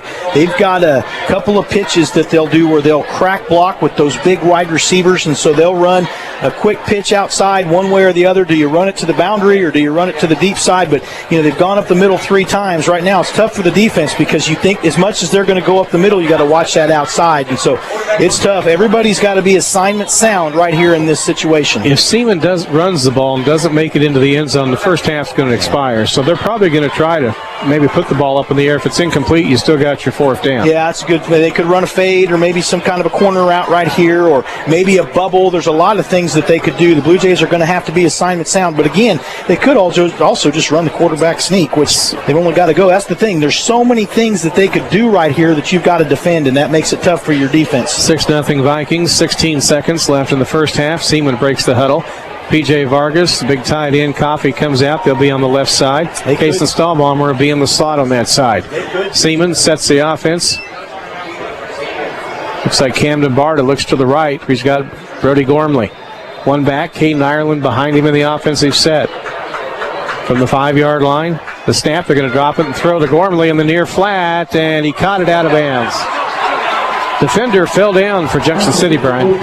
He did, but that was also, I don't know if he stumbled or if maybe there was a little bit of contact there either way, but you're not really supposed to make contact in the end zone like that. But you saw that, so they're going to probably end up kicking the field goal here. It looks like they're bringing on the field goal unit, but you're right, Dewey. That's a good job. Blue Jays, they defended that enough that he had to go deep. They had good coverage, and so right there he had to Seaman throw it up. Lines up with a field goal try from the 12-yard line, a 22-yard attempt. They may fake it and go for it. They're right at the goal line. Well, the guy, here's the snap I don't coming. think they will. They're going to kick. It's up. It was a low snap, but they get it away, and Seaman leads 9-0 with 8 seconds left in the first half. As far as I'm concerned, Brian, that's a win for the defense. It's a win for the defense. That's 3 wins for the defense, Dewey. Of course, they did give up the big play, so for the Blue Jays, that's really the first time that the defense has had a self-inflicted error where they put themselves in a bad situation, because it seems like the offense has been doing that to them all season. But right there, that was a good stand by the Blue Jays. 8 seconds left. Could the Blue Jays get a return here? They're probably going to see a squib kick or something like that to where they don't kick the ball to the deep backs. This is one of those to where, do you have some gut backs that you want to put in that are fast and maybe try and do something different? They'll probably try and squib it right here. But Blue Jays could maybe get something, do you have a return? It's not out of the question, or do you just fall on it and take your lumps and know that you're frankly lucky to be down 9-0 here going into the half? Blue Jays getting set to receive the kickoff. Gavin Wilhelm will kick off from the 40-yard line. Junction City has their deep man back at the 10. Defense has done a good job, Dewey, tonight. They really have. Got to get the offense going here in the second half. Wilhelm sets. He's a left-footed kicker. Randall Banks, T.J. Jones back deep for Junction City. There's the kick going deep to TJ in the end zone. So Junction City will set up 1st and 10 at their 20. Just 8 seconds left in the first half. Here's the thing. You throw it deep maybe just because, or do you just take it and be careful and run something really conservative? You don't want to cough up the ball here or do anything that you could give Seaman a chance to score. So it'll be interesting to see what Coach Zimmerman does here. Does he take a shot deep, or knowing that Seaman is going to know you're trying to do that possibly, or do you just go ahead and run something kind of conservative here and just take it and go into the half down 9-0? Blue Jays come out with the offense. Ball's resting middle of the field at the 20-yard line. T.J. Jones in that backfield. David Rowell at quarterback. He's going to line up in the usual shotgun look, 5 yards off the line of scrimmage. 9-0 Vikings have the lead. They snap it. They're going to run T.J. Angles right, gets up across the 25-30, still on the sidelines, and runs out of bounds with 1 second left in the first half. There you go. Nice first down rush for about 13 yards. Well, they knew Seaman was going to be in more of a prevent situation right there where they were going to make sure the Blue Jays didn't throw the ball deep, and so they were able to get some extra yards there hitting the outside, and so they knew maybe they would be a little soft right there. But what do you do here? You run something similar, maybe to the other side, run an option. What do you do? 1st and 10 Blue Jays, one last play in the first half. They hand to TJ, trying to scrim up the middle, and does get across the 35 to the 37 before he's tackled. Gain of 4, and the first half comes to a close. Seaman leads Junction City tonight by a score of 9-0 on the strength of 3 field goals. Really a pretty good job with the Blue Jays. The offense, for the most part, sputtering. Yeah. We'll be back to wrap up the first half. Recap right after this. Baby boomers, are you fit for everyday life? Whatever you dream of doing, it will require functional abilities. My name is Jimmy Parker, and my passion is working with senior adults to build strength, endurance, flexibility, and functional fitness. I teach yoga, strength training, and even offer one-on-one sessions. I know the importance of staying healthy and safe in these times, so I take extra precautions to ensure safety for all. Classes are socially distanced, and I always have your best interest in mind. Call or text Jimmy Parker Fitness to set up your free consultation at 375-6649. Homefront Real Estate Group is your local real estate expert. Our partners have over 60 years of experience combined to ensure a fresh perspective on the ever-changing market, and we are here to serve this amazing community. Whether you catch us at a Blue Jay game or the grocery store, don't hesitate to talk business because we love what we do. Stop by our office at 720 South Caroline Avenue in Junction City, or give us a call at 785-223-6030. Homefront Real Estate. We have the key to unlock your happy. Let me clear my throat. And we're back at halftime on 107.9 FM, 1420 KJCK. This is the Junction City Abstract and Title Halftime Show. The Seaman Vikings lead the Blue Jays 9-0, Brian. We've got to find some offense. Well, the offense isn't playing badly. They're getting some good plays. They've had some drives where they've eaten up some clock. That's okay, and a couple of big plays. But I think Coach Zimmerman knows it, and I don't know if we're not throwing the ball mainly because of the fact that let's hope there's not something maybe going on with David Rowell's hands, because the only time he really threw the ball tonight, he threw an interception. And so we don't know why the Blue Jays aren't throwing the ball much. But at some point, they have Seaman sucking in so hard that the Blue Jay receivers are open downfield, and that's going to happen. And Hayden was doing the same thing last week. They're able to get receivers open downfield. So at some point, the Blue Jays are going to have to throw the ball downfield to see if they can get the pressure off that running game, because Seaman is very aggressive against the run. I'm not sure they heard you, Brian, because we've got a speaker right outside the window, but good. It was good analysis. We'll take a break. Jackson Snyder has prepared a halftime interview tonight with David Wild, the Chief Operations Officer for USD 475, about the new Junction City High School. We'll bring you that right after this. Find new roads at Jim Clark Chevrolet Cadillac. Easy to find. I-70 Junction City under that huge American flag. Hey, Willie Thornburg, lot looks a little scarce of cars and trucks out there. Well, Bob, looks can be a little deceiving. We've had a steady flow of new trucks, SUVs, and crossovers arriving constantly. The majority are just all spoken for before they ever get here. But, Bob, take a look at this. We've got a 2021 Silverado, brand new, double cab. Bob, this truck's got climate control, locking rear differential, trailer brake controller. It's got the 110 outlets in the bed, collision alert, emergency braking, pedestrian braking. Bob, it's a nice truck. It's only $41,155. And Bob, if you want to reserve your truck, if you want to take advantage of year-end tax savings, if you want to know what we've got coming in so you can take advantage of this, come see us under that huge American flag. Jim Clark Chevrolet Cadillac, I-70 Junction City. The Baskin-Robbins flavor of the month for September is Inside Out Apple Pie. Like the pie, but better. Swirled apple and vanilla flavored ice creams with hearty chunks of apple and pie crust. It's sweetened with cinnamon brown sugar. It's a scrumptious ice cream. Other flavors returning are quarterback crunch and German chocolate cake. Cakes for take home are available in our dessert case daily. Find the one that fits your needs or pre-order with the 48-hour notice. Baskin-Robbins even has pre-packed quarts to take home. Available in 12 flavors. It's Baskin-Robbins, 1012 West 6th Street, Junction City. Just the way you want it? It's just the way you want it. Rex's Auto Sales is your hometown best choice low price car dealer. They make it easy. They'll help you find the perfect car just the way you want it. That's what your hometown best choice low price car dealer does best. So if you want it made easy, see your hometown best choice low price car dealer, Rex's Auto Sales, today at 1539 North Washington Street in Junction City, or online at rexsautosales.com. It's just the way you want it. Welcome back to the Junction City Abstract and Title Halftime Show. I'm Jackson Schneider. Now, as part of the Cloud County Community College School Spotlight segment, we're joined by Chief Operations Officer for USD 475, Mr. David Wild. Mr. Wild, how are you today? Good day to you. I'm doing great. It's good to hear from you, and thanks for an opportunity to update.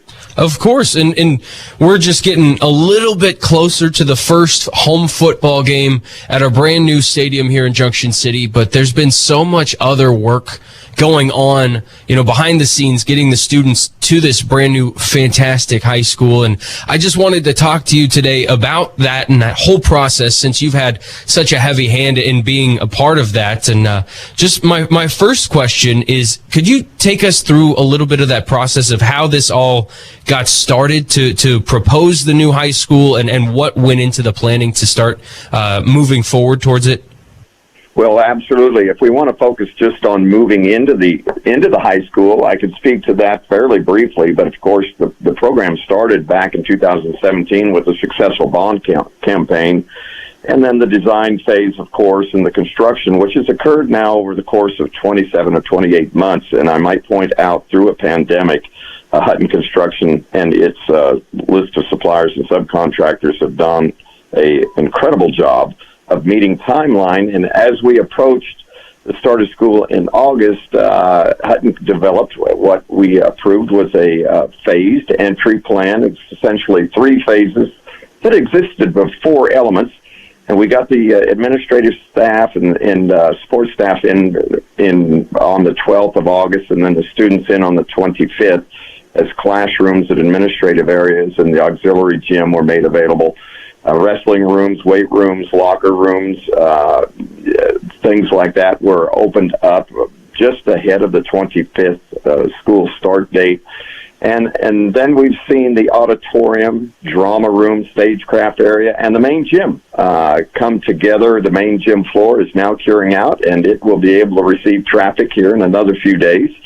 So the last things that are remaining under Phase 3 are the orchestra room, the multi-purpose room, and the fitness rooms, which are still seeing some construction in them. Those were late additions to the project. And so we have successfully accomplished our intent over the last 2 years, and the school is now up and running. It's fantastic to see. I'm sure several people listening have already gotten the chance to at least get a few looks at the school and heard about it from their students that are still getting kind of settled in to the new environment. But you're going to have an opportunity for parents and visitors in the community to come and take tours of the building coming up in a few weeks. But is that really just kind of an effort to make sure that everyone gets a chance to see just how fantastic this new building is? You are absolutely right, Jackson. The open house that you're referring to on the 9th of October is an opportunity to let everybody come in and tour that site. Just spoke with Hutton Construction this morning. We hope to have a time-lapse video available over the entire construction period, playing on devices all through the school during that open house so they can see it start to finish in a visual manner, and also tour the facility. But there'll be a sneak peek preview. The candidate forum for the upcoming election is going to be held in the new auditorium on the 23rd of September. Of course, we expect people will come out to observe that forum and also have a chance to see parts of the school that are related to that auditorium. And I did want to ask, because I know you're going to be giving a tour here of the building coming up shortly to some visitors as well. How many outside eyes have come in to take a look at this brand new building, just to kind of see what's going on and what it looks like, just to maybe just catch a glimpse of what Junction City's now so lucky to have? Well, I appreciate that opportunity. We never did keep track of the number of tours provided over the course of the last few months. We think it's somewhere between 60 and 70.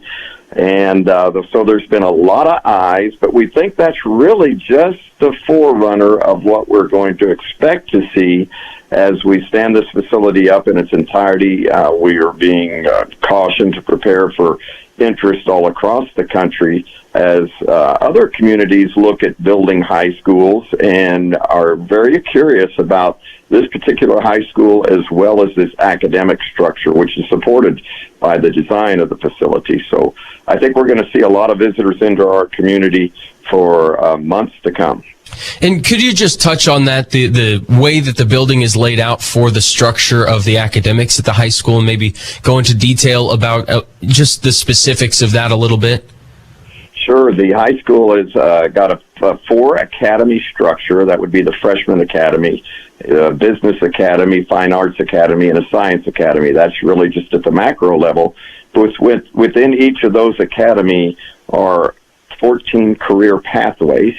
So a student can enter their freshman year and be exposed to these academies, and then by their sophomore year, start selecting courses of interest to them that may eventually evolve into a career pathway.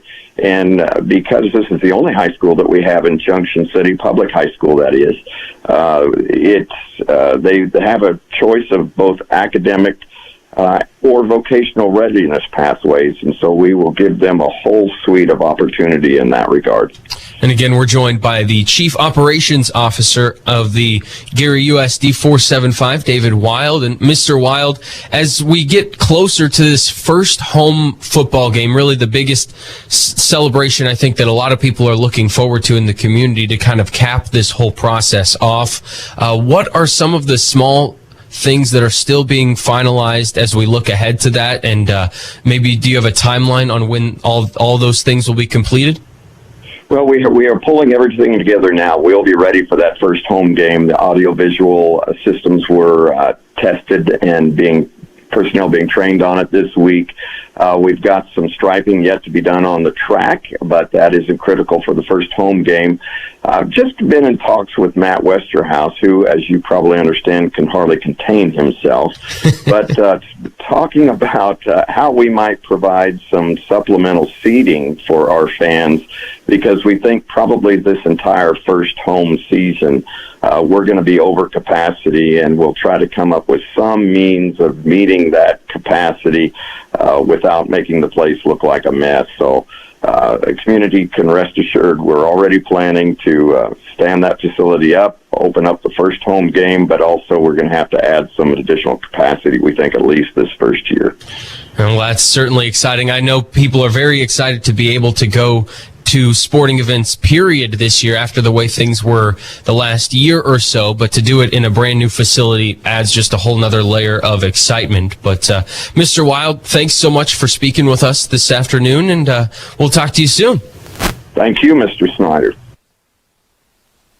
Junction City Abstract and 20 years, handling both closing and settlement all under one roof at 807 North Washington Street in Junction City. Junction City Abstract and Title is proud to sponsor Blue Jay athletics and the athletes as they have worked hard to stay safe during an unprecedented year. Have a great year both on and off the field. Go Blue Jays from Junction City Abstract and Title. At Glaven Ford and Place Center, you'll find they stay true and honest with very competitive prices. And now you can get a brand new 2021 F-150 at 0% interest for 72 months with approved credit. Yes, that's 0% APR for 72 months on a new F-150. Glaven Ford is the home of engines and oil changes for life on new and pre-owned vehicles. If you're buying anywhere else, you're not saving with Glaven. Glaven Ford, home of engines and oil changes for life. Do some saving online at glavenfordofcc.com. Junction City's own KJCK AM/FM is giving you a chance to win a $2,000 shopping spree as we put the wraps on the summer of small business. Just go to jcpost.com, register each week to enter, then head to any of our Summer of Small Business sponsors for more chances to enter and qualify. We'll draw qualifiers from every sponsor every week, so the more locations you enter, the better your chance to win. Go to jcpost.com for complete details, sponsors, and your chance to win the $2,000 Summer of Small. A victory! Head coach Chris Kleiman and the Wildcats are ready to pound the stone all season long. Join us Saturday as the Wildcats battle the Nevada Wolfpack on Fort Riley Day. Our coverage begins at 11 a.m. on... And welcome back to Seaman High School. 9-0. Back the big crowds this year. I think the new stadium seats about 3,700 approximately, and that's a little less than Al Simpler. I think they seated 40. Trends are, and what needs to be done too. Yeah, and of course, there's nothing wrong with some standing room only too. I mean, if you've got some people that want to stand long, this is up kind of for that reason, I guess. I don't know. I kind of like to see people be able to. I don't know why you need to fence people away from the field, but either way, I mean, I know he's going to go standing room only, but yeah, I'm excited about getting to the new field next week, the new stadium. I think it's going to be neat. Blue Jay Stadium is what it's called. And it's going to be pretty neat. Got the new turf in there, and the kids have been practicing on the face, and because on the turf that hasn't been played on a lot, it hasn't been rained on a lot, or maybe hasn't been watered. That's what you do, and they call it splash. There hasn't been a lot of that. The kids like the turf, and so that's what's most important. The other things, the extra stands and the video board and all that's great stuff, but what really matters is the playing surface, and it's a really nice playing surface. We're at Seaman High School tonight in the capital city, north side. Junction City just now making their way back out on the field. Seaman warming up. The Vikings have a 9-0 lead on Junction City. 3 field goals ranging in distance from 22 to 32 yards from Gavin Wilhelm, the difference. The Blue Jay defense had a great goal line stand at the end of the first half, stopping the Vikings from getting into the end zone for a touchdown. Junction City has not passed much. Brian, you hit on that. So 1 completion for 2 yards, 1 interception, 1 incomplete pass. Will they open it up? Can they open it up in the second half? Well, and I don't want to speculate, and I don't like talking about kids' injuries or anything because that's kind of a private thing. But at the same time, we know David Royal did not play in the second half last week due to a minor injury. I'm just wondering if he's not 100%, Dewey, because we're not seeing him run the ball much, and he's the leading rusher for the Blue Jays, and he has only carried the ball, 3 times maybe in this game, and two of those were scrambles because he has run that speed option and pitched it pretty much every time, so you're not seeing Roel involved in the running game. That's hurting the Blue Jays, and right now you can see it. The Blue Jay receivers, their passing lanes are open. They'll probably figure something out, and maybe this has been part of Coach G's plan, but, just the 1 interception is the only, you don't want to see you get the 1 completion, but you want to see it because the Blue Jays have got to take some pressure off of the running game. Seaman is so aggressive against the run. I mean, so aggressive against the run that they've got 8 guys in the box. They've had 9 guys in the box sometimes and just playing 2 guys deep, and so the outside's open, and it just kind of depends on what Seaman does, but they have been so aggressive to the run that I hope we see him throw the football. I hope David Roel's okay. But if you'd have told me this would have been a 9-0 game at halftime, I'd have been a little surprised. Surprised the Blue Jays haven't put some points up, but also surprised that Seaman hasn't scored a touchdown. 2 defenses playing very, very well tonight, Dewey, is what we're seeing. Seaman's defense is playing very well. The Blue Jay defense, of course, playing incredibly well because Seaman has been inside. They've been in the red zone 3 times and only gotten 3 field goals, and so the Blue Jays have been able to keep them out. And one was the goal line stand where Seaman had they had 3 shots down here from inside the 2-yard line, and the Blue Jays kept them out. And so that's a big stand for the Blue Jay defense they've done. And we see the Blue Jays do that a lot. Their middle of their defense is always very, very tough, and so that's been good. But I don't think the Blue Jays have even been in the red zone tonight, do we? Have they? I don't think they've been. We have not. Because I think that they would have at this point maybe kicked the field goal had they been inside, but they haven't been inside the red zone tonight. Junction City's got to get some momentum on their side. Team huddles up in the far end zone. Seaman's on the sideline ready to go. This is their homecoming game here tonight against Junction City, and they lead the Blue Jays by a score of 9-0. The band's tuning up in the north end zone on their brand new location, Junction City. Huddled up with the coaches, and now they'll head over toward the far sideline. This thing could turn in a hurry. Well, and that's what I was going to say. Let's just be honest here. They're down by a touchdown, a 2-point conversion, and 1 more point somewhere, which, it's kind of strange. Or 3 field goals, or a touchdown and a field goal, or however you want to look at it. 9 points, okay? 9 points. This Blue Jay offense could take control here in the second half. You see it happen a lot. And the Blue Jays tend to have it, because of their speed, they tend to wear down the other team a little bit. And we saw Coach Zimmerman set up the middle run by running outside on those first 2 series, and then soften them up. We're able to run up the middle some. Are they setting up some big plays? We'll see. But, 9 points, Dewey. That is definitely not a deficit the Blue Jays have not come back from in the past. Blue Jays deferred the kickoff at the start of the ball game, so they've chosen to receive to begin the night. Gavin Wilhelm, who has kicked those 3 field goals, will kick off from the Viking 40, going south to north, right to left. Blue Jays get the ball first, chance to get the offense rolling. Wilhelm looks over at the official, waiting on the signal to start. There it is. You can hear the whistle in the background. Seam with the 25, spin move across the 30, veering back to the middle of the field, tackled behind, pushed forward to the 40. That's a great return, 30 yards. And that just kind of goes to show you, not that I don't want to kick it outside and deep, but teams can set up a return, and all it takes is a good block. And so sometimes, maybe kicking is short or out of bounds, or however some of the teams, you used to see K-State do that some too. But right there is an example. A lot of times teams, when they get that nice high kick and they're able to have some time to set some stuff up, like the Blue Jays did that wall right there, they got really, really good field position with a nice return. 1st and 10, Junction City, 40-yard line, near side, right hash. That's near the Seaman side of the field. In the background, T.J. Jones playing back at the tailback or I-back spot. Cooper Bogenhagen goes tight end left. Xavier Felton in at the fullback. Snap to Rowell out of the shotgun. Nope, they're going to run it up middle. It's Randall, not Xavier, and he's into the secondary. Nice. Inside the 45 to the 44. The tool be on the lineup. Randall Banks to speedy back. Going to come back with some speed here, and he's the backup A and fullback. You're going to see Xavier come back in here, but here's the thing, Dewey, and that's really when you get right down to it, like we talked about. And I was just kind of exchanging some comments with Tim Pendarvis. I'll talk about it in a minute. He mentioned it just, that don't quite look crisp like a varsity team. Most of these players on offense played JV last year. First down from the 44-yard line of Seaman after a 16-yard rush. TJ Jones runs into his own blocker, now veers outside, bouncing off the block, and they grab him by the jersey and swing him down after a short gain of about 1 yard. So he was just about to get the edge there. That shows you how strong that kid is, and I believe that's number 54. Is that who that was, Dewey, for Seaman? Jake Hilliard. He's a senior outside linebacker. Nice play right there. Good move for the bifocals. Second down 9 coming up for Junction City. I need him to be able to read these small lettering on this roster. Demarion Sellers comes in. One receiver goes wide right. Sellers wide left on the far side. David Rowell takes the snap. They're going to run it up the gut. Spin move, good for 1 for Xavier. It'll be third down and 8 coming up. I don't want to speculate, but the fact that we're not throwing the football really has me puzzled, and so it tells me that maybe Rowell may not be 100%. Of course, in the early season practices, the receivers weren't catching it too well. No, but we did really well against Topeka High, and our passing game looked very, very crisp against them, and we did not see that the last 2 weeks. Third down, Junction City, one in motion to the near side. They reverse sweep going far side with TJ up the sideline. First down rush. They grab him by the jersey and swing him out of bounds, but nice big gain down to the 31. They go for 12 yards, and it is first and 10. Well, and that's the same player, Hilliard, right there. He just grabs him by the shoulder pad area there and just kind of grabs a hold of him and throws him out of bounds. But that's nice. The Blue Jays able to get some speed there. Here's the thing, though. Back to what Tim's comment was, and I agree, you have to stop and think.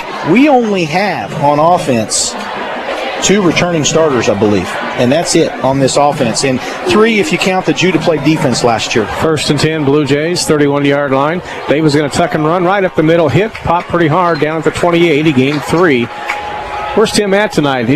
I don't know where he lives now. He lives in Texas. He's a good, avid Blue Jay fan. Huge Blue Jay fan. My stepbrother and was a Blue Jay linebacker here. He played a little bit at Saddleback College when he got out of the Marines out in California. Dad and I went out and visited him. That was kind of a fun trip. I know Tim remembers that. But here we go, Blue Jays. Get some yardage here. Second down 7. They pitch it. Tried to do the reverse. TJ dropped the football. Did recover back at the 34. Tim was watching on jcpost.com. We got the live stream with Jackson Snyder going tonight. You can hear us as well, but that's a nice loss in the play, unfortunately. About a 5-yard loss for the Blue Jays. Third down 12 coming up. It's third down. And the public addresser says, Brian, it's third down. Yeah, I can do that now. They've got a nice speaker system. It's right here in front of us, but I can practice that. There you go. Third down 12 coming up for Junction City. Randall Banks in the offensive backfield. 2 or 3 receivers now come wide right on the near side. TJ in the slot. Blue Jays in a passing situation. David wants to throw. Throws it down the left side over the middle. Incomplete for Demarion Sellers at the 17. Incomplete. It'll be fourth down coming up for Junction City.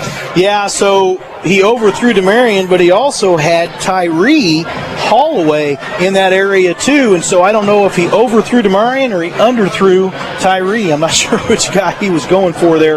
But Blue Jays had an opportunity. That's what I mean. The Blue Jay receivers are open downfield. We have got to throw the football. Twins right on the near side. David sets up 7 yards off the line of scrimmage. Will he punt? He will. Kick is high. They're trying to keep it from going into the end zone. Blue Jays cover downfield. The ball bounces and takes a Blue Jay bounce and goes out of bounds. Official marches over toward the sideline. They're going to put it down at about the 7-yard line, it looks like. So they've got Seaman backed up in their territory. So here's the thing. This would be really nice. The Blue Jays maybe get a defensive score, create a turnover, something big right here where the Blue Jays get the short field. But the defense has done a great job tonight, Dewey. They've had their back against the wall several times. They've held. They've done some really good things. Can they create a turnover or make something happen here defensively? First and 10, Seaman from their 7. Blue Jays put 3 down linemen in, pulling 4 linebackers up tight. Payson Staubaumer goes in motion to the far side. High snap. They're going to hand off in the backfield, and the Blue Jays are going to stop this for about a 3-yard loss. They tried to go up the middle, and there was no place to go. Defense, Ireland carried the football. Well, the front 7 read that well, but especially the front 5. You had your defensive line and your 2 middle linebackers right there do a great job converging on the play. In there for the Blue Jays, you got Diego Eisen and Quavion Gilmore, the Mike and Will linebackers. And then, of course, at nose guard right now, we've got Rodney Coleman. We got Elijah Clark Boyd in there playing that left end. And I believe, is that Rudy? Yep, Rudy Vargas may be playing that right end. Second down, 13.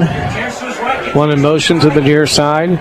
Quarterback pitches back in the end zone. They just got it out of there with Ireland. Now he tucks it upfield and goes out to the 9. So it's a gain of about, I'd say 3, maybe 4 in the play. 3, and it'll be third down. Well, he did a nice job right there. Making Blue Jay getting up slow. Yeah, he did a nice job making some moves right there, Dewey, because they had him dead to rights. The Blue Jays just about had a safety. That's our starting Mike linebacker, Diego Eisen, limping off right there. Let's hope that's nothing serious. Coming on to play that position is that Danny Gordon that came in, number 41. Third down, 9 coming up for Seaman.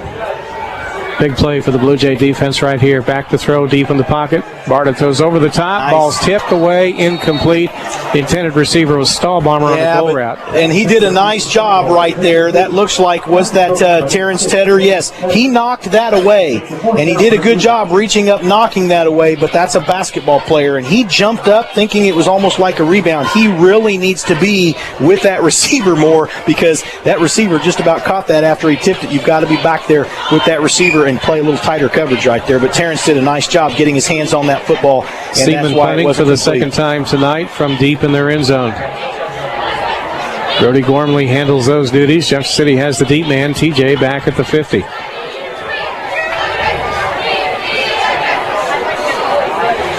Not sure what they're waiting for. There's a snap. It's on the way. Blue Jays blocked.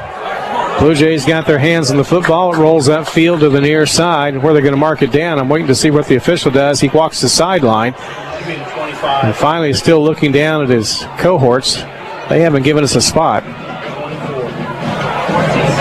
So the officials are going to put the ball at the 24-yard line. That's 23-yard line, excuse me. That's the thing that we talked about, Dewey. The Blue Jays needed something big to happen right there to turn the tide, and there it is. The Blue Jay punt receiving team, which is pretty much your defense with a couple of guys in there that are fast, that go back deep. But they did a great job getting penetration, blocking that punt, and now the Blue Jay offense has the short field. They're still not in the red zone, though. 23-yard line, Junction City, 1st and 10. David Rowell at quarterback, rolls left, wants to throw, tucks it, avoids the rush, comes off the end on the run, puts the ball in his left hand, and he's out of bounds down near the 20-yard line, stopping the clock with 8:24 to go in the third quarter. Blue Jays in the red zone for the first time. Xavion Felton, the fullback, made a great block out there to spring him, and there was also, I believe, a receiver out there. I didn't get to see who it was that made a nice block also, but Blue Jays in the red zone for the first time tonight, and that's what we talked about. Rowell, getting him involved in the running game, and will we be able to throw the football? Second down, 3 coming up. They gain 7 on the rush. David's carrying the ball again. Penalty flag, and he got dropped back at the 18-yard line. My goodness, that was thrown way back there. It's interesting to see that. We're seeing the back judges, the guys clear back in the secondary, throwing a lot of flags toward the line, and that's happened a couple of games here, and that's just a long way for them to see. I sometimes question that, but they've got the we'll best see what view. it is. Yeah, maybe. I don't know. Usually the umpire's the one to call that. That's a holding on Junction City. When you're looking straight at the play coming, you can often see. Yeah, I don't know. He's 20 yards away. 10. That's awfully tough. It's a 10-yard penalty on Junction City. I don't criticize the officials. I think they're doing the job. No, that's just a long way back there. They're going to march the football back upfield across the 25 to the 28-yard line. 9-0 Seaman leading here in the third quarter. T.J. Jones, slot right. Demarion Sellers out here by the sideline. Kind of quiet tonight. They haven't done much. He had one big carry in the first half. David Rowell is flanked by Xavion Felton in the backfield. Hey, David's ready, has the offense set. It's second down, 14. There's a snap. David rolls right. being pursued, throws a short pass. Nice. T.J. Jones tried to catch it. Yeah, but he still didn't get the first down. No, short of the 13. He was diving and falling forward. Managed to pull it in. Now the ball, I said 13. It's at the 18-yard line. That was a nice pass, though, and a well-caught ball, and that's what I mean. We'll see what happens. We just need to throw the ball a little more. 4 yards to go for a first down. It is third down, so you know Junction City's in 4-down territory. Roel with Felton in the backfield. TJ goes wide left. Also wide left for Junction City, Tyree Holloway. They're going to run up the middle. Xavier on a good rush down to the 14, close to the first down. Ooh, that spot, my goodness, that's close. It's right on the edge. I think he got it. Looks to me like he did. Clock running, 7:45 to play in the third quarter. And they do move the chains. First and 10, Junction City. That's big news. Yeah, but Seaman's being smart, too, when they have the ball. They've been kind of milking that clock a little bit. 7 minutes, 37 seconds here left in the third quarter, and Blue Jays getting a long, sustained drive here. Maybe that's what they need, is keep Seaman's offense off the field. Trips left, 3 on the far side, in tight. Rolling left, Roel turns, cuts it upfield, got 1 maybe. Yeah, he didn't cut. He missed the hole there. He cut it inside a little quick. He may not have seen that. Boy, it was wide open up the middle, and he went in behind the blocking, but it's good to see him at least get involved in the offense here, Dewey. They say no gain, second down, well, maybe 1 yard, second down 9. Junction City brings Cooper Bogenhagen off. Tight end goes out. They're going to go with 3 wide receivers here, Dewey. We've seen the tight end most tonight. Blue Jays going to open things up just a little bit, going with 3 wide receivers. Josiah Dale coming in at wide receiver. He'll be in the slot right, 1 wide left, or 1 wide right, 2 on the left side. There's the snap. Quarterback wants to throw, rolls to the near side, pumps, now throws. Incomplete pass down at the 8-yard line. And it will be third down coming up for the Blue Jays. Yeah, he tried to hit Josiah Delva right there, and I believe that's who that is. And the Blue Jays, that was, man, he almost got to it. It was thrown a little wide of him, but he had a juggling play right there and wasn't able to hang on. That was Delva. All right, here comes a play call in for Coach Randall Zimmerman. That guy's got that call down. It's third down. Somebody must like it. Xavier Felton will line up next to David Roel in the backfield. Trips left, 3 on the far side. The post is wide open. On the near side. They go left, they fake it back, come right. Roel on the run, goes downfield. The pass dropped by TJ at the 4. Just didn't catch it. Didn't look it in, and now it's fourth down. Do you kick a field goal here? No, there's a flag. It's going to take us out of field goal range, but we get third down again.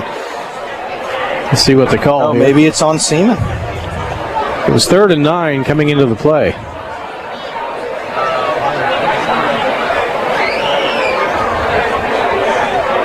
Now they're going to go talk to Seaman, so they're going to back the Blue Jays up. We did something there. Seaman players are clapping. I think they may decline the penalty.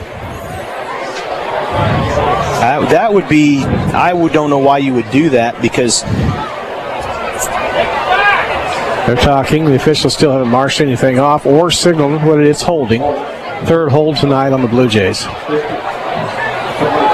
And it looks like they're going to decline. Field goal. No, they're going to kick the field goal here. So Junction City does not lose 10 yards. They come in with Aiden Field to try the field goal from the 20-yard line. It will be a 30-yard attempt. He's made now to be 29 to move it up a yard. And he can make this. From the 19-yard line, that's where the kick will occur. Demarion Sellers is the holder. 6:34 to go, third quarter, 9-0 Vikings. Aiden Field uses his arm to kind of set his distance. He's ready. There's the snap. Kick is on the way. Got a shot, folks. It's up, and it's perfect. 6:29 to go, third quarter. Blue Jays are on the board. 9-3. Vikings will be back in 30 seconds. Junction City Abstract and Title Company is your local title insurance and real estate closing agency. Junction City Abstract and Title has been serving Junction City for over 60 years, handling both closing and settlement all under one roof at 807 North Washington Street in Junction City. Junction City Abstract and Title is proud to sponsor Blue Jay Athletics and the athletes as they have worked hard to stay safe during an unprecedented year. Have a great year both on and off the field. Go Blue Jays from Junction City Abstract and Title.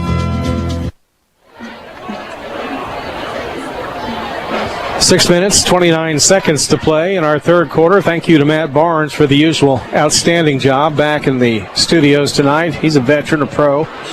He gets us on the air, so he gets the MVP every Friday night. Blue Jays will kick off from the 40 with Aiden Field handling the duties. He just kicked a 29-yard field goal. Now it's Seaman 9, Junction City 3. The Viking deep men are back at the 12-yard line. Aiden's second kickoff tonight. He handled those duties to start the ball game on the opening play. Ball's teed up at the 40-yard line. Heads toward the football and gets the kick away. Angles it toward the near side. P.J. Vargas has got it. Tries to run up the side of the field. They're going to tackle him, hit him at the 21. That'll be forward progress, probably near the 22. That'll be the case. 1st and 10. Seaman Vikings backed up in their territory.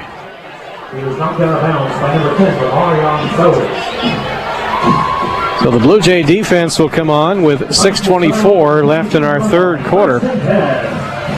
Junction City's played some great defense tonight. We do want to tell you Central National Bank, Valor Automotive, Homefront Real Estate Group support Blue Jay football. 3 down linemen for Junction City. And there's a whistle before they can get the next play out. Brian, what'd you see? Oh, I just looking there. I'm just communicating with a few people and getting some comments, but didn't see what that might have been right there. They called timeout? Yeah.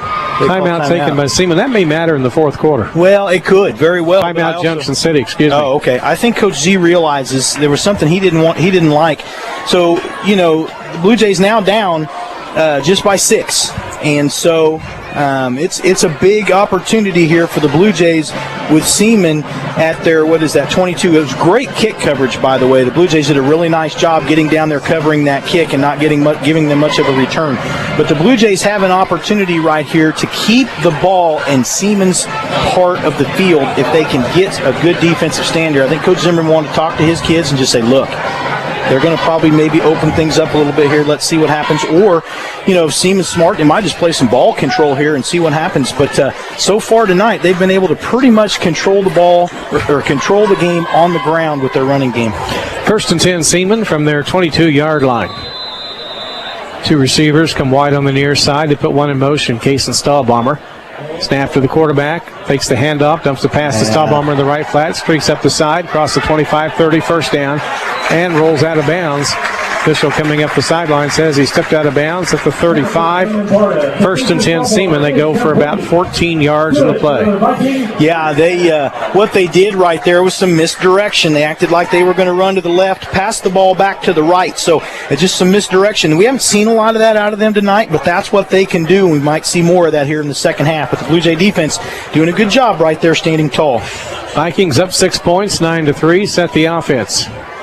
Didn't allow a big play there. I mean, it was a first down, but not a huge snap, play. rushing play coming out of the backfield to Caden Ireland. Hit, one-man tackle, forward progress stopped at the 38. Boy, Keegan McConnell is just, you don't want to start talking about postseason honors and stuff this early, but man, I'll tell you what, he is playing like an all-state linebacker so far this season. He's done a really nice job. He's such a good form tackler and does a good job. He's a sure tackler, and the Blue Jays have done a nice job tackling tonight, Dewey, but Keegan McConnell with a nice play right there. All right, short gain, 3 yards. It'll be 2nd down, 7 for the Vikings. Playing on their home turf tonight against the Blue Jays.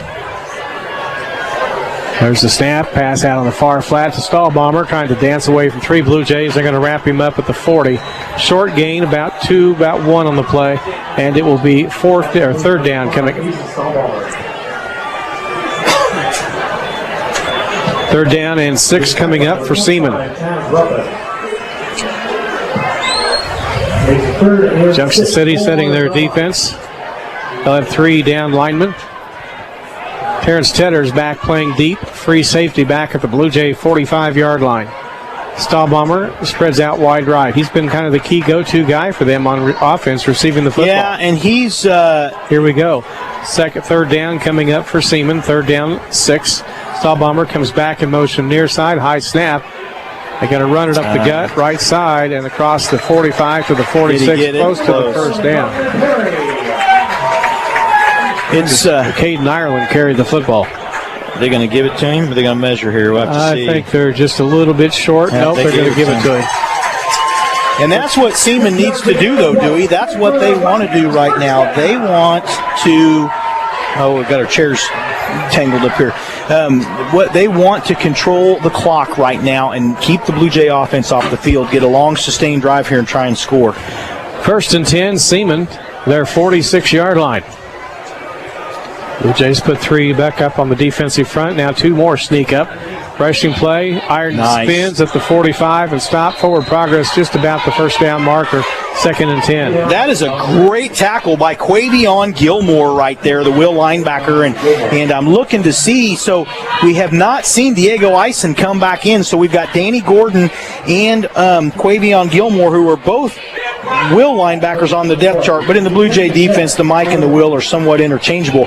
But nice play right there. And he came from the offensive side of the ball to play defense this year, and that was a really nice tackle. 2nd down, 10 for Seaman.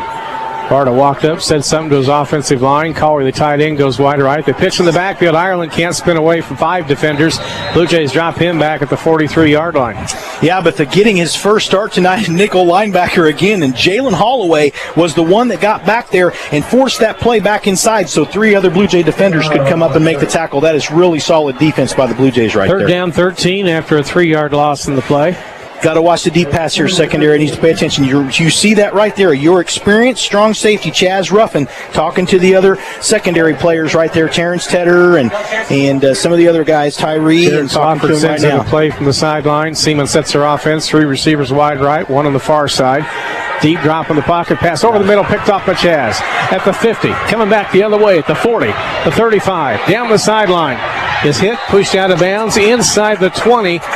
And it will be down at the 17-yard line, and that guy made a big play. Well, and he was right there doing exactly what he's supposed to do. That's a senior leader on your defense right there, telling his corners, Donquay Williams, Tyree Smith, and the other safety back there with him, Terrence Tedder. He told him, watch for this. He was in perfect position. He read it. He jumped the route. It was thrown, I think, a little long. He was able to get it, and a huge return to get the Blue Jays inside the red zone now for the 2nd time. And it would be really nice to see the Blue Jays get a touchdown right here. All right, here they go, down 9-3, 3 minutes, 2 seconds to go, 3rd quarter. Junction City will set their offense. TJ Jones in the backfield, tailback. Xavion Felton's back there with David Rowell. Tyree Holloway wide right, Demarion Sellers wide left. Tackles are set, there's the snap. Rushing play, Xavion up the middle for hard yards, down to the 13. He does gain about 4. Great rush right there. You can see that. And that's what he's going to get you. He's going to get you the 3 yards, the 4 yards. He's going to be that power guy. Every now and then he might break one and get an extra 10 or 12 yards, but he's just a strong kid. You can see his strong legs. The Blue Jays right here are going to power up the middle, and let's see if they maybe try and do something outside. 2nd down coming up for Junction City.